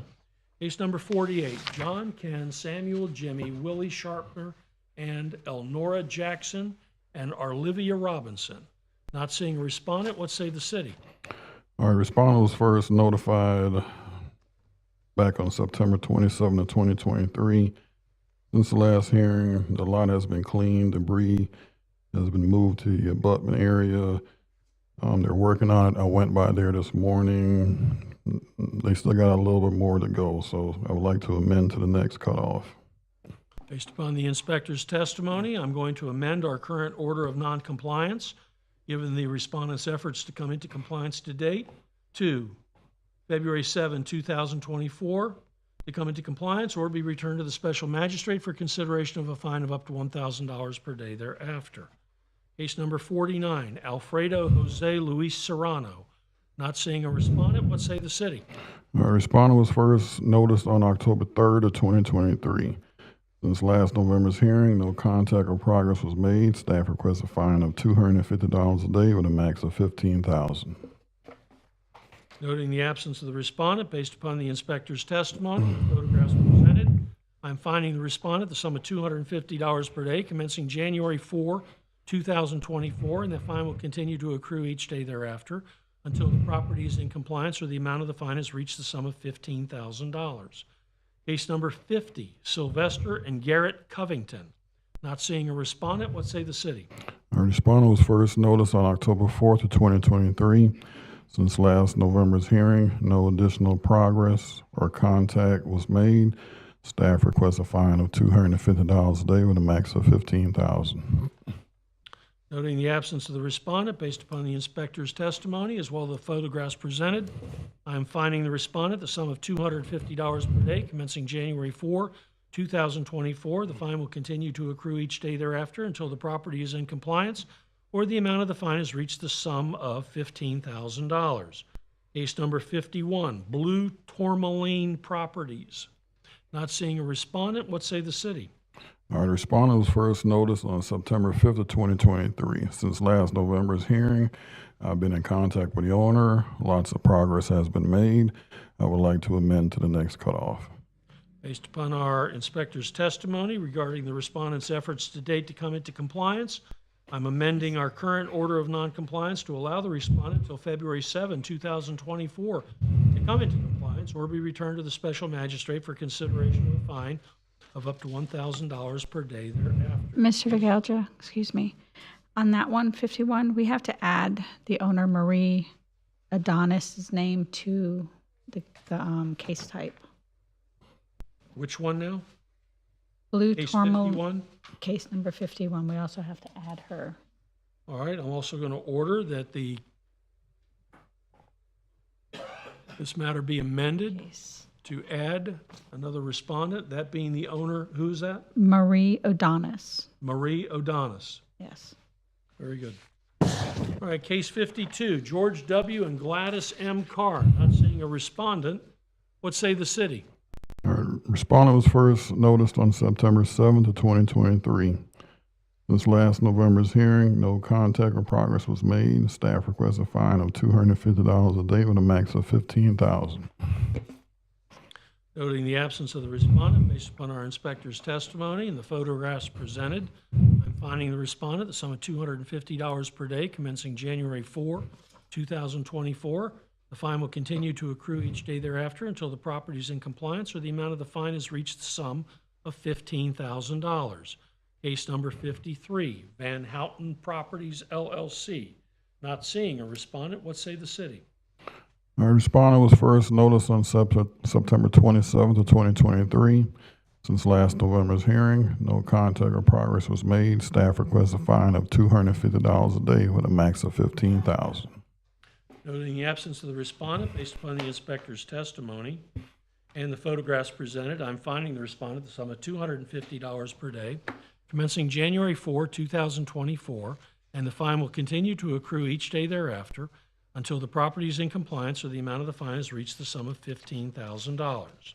We have done case 54, 55, 56, 57, 58, 59, and 60 and 61. Case number 62, Ocean Winds Condo Association. Kevin left. Mr. Yates. Mr. Yates is not here.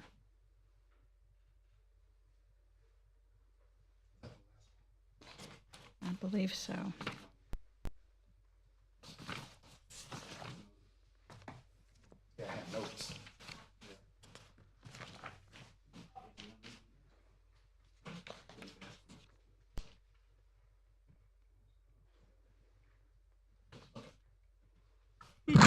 Mr. Vakelger. Yes, sir. I don't have the facts of the case, but the request was to amend this month to the March cutoff. Very good. Based upon the stipulation of the city, noting the absence of the respondent, having heard from the city, and noting the city's stipulation, I will amend our current order of noncompliance to allow the respondent, did you say February or March? March.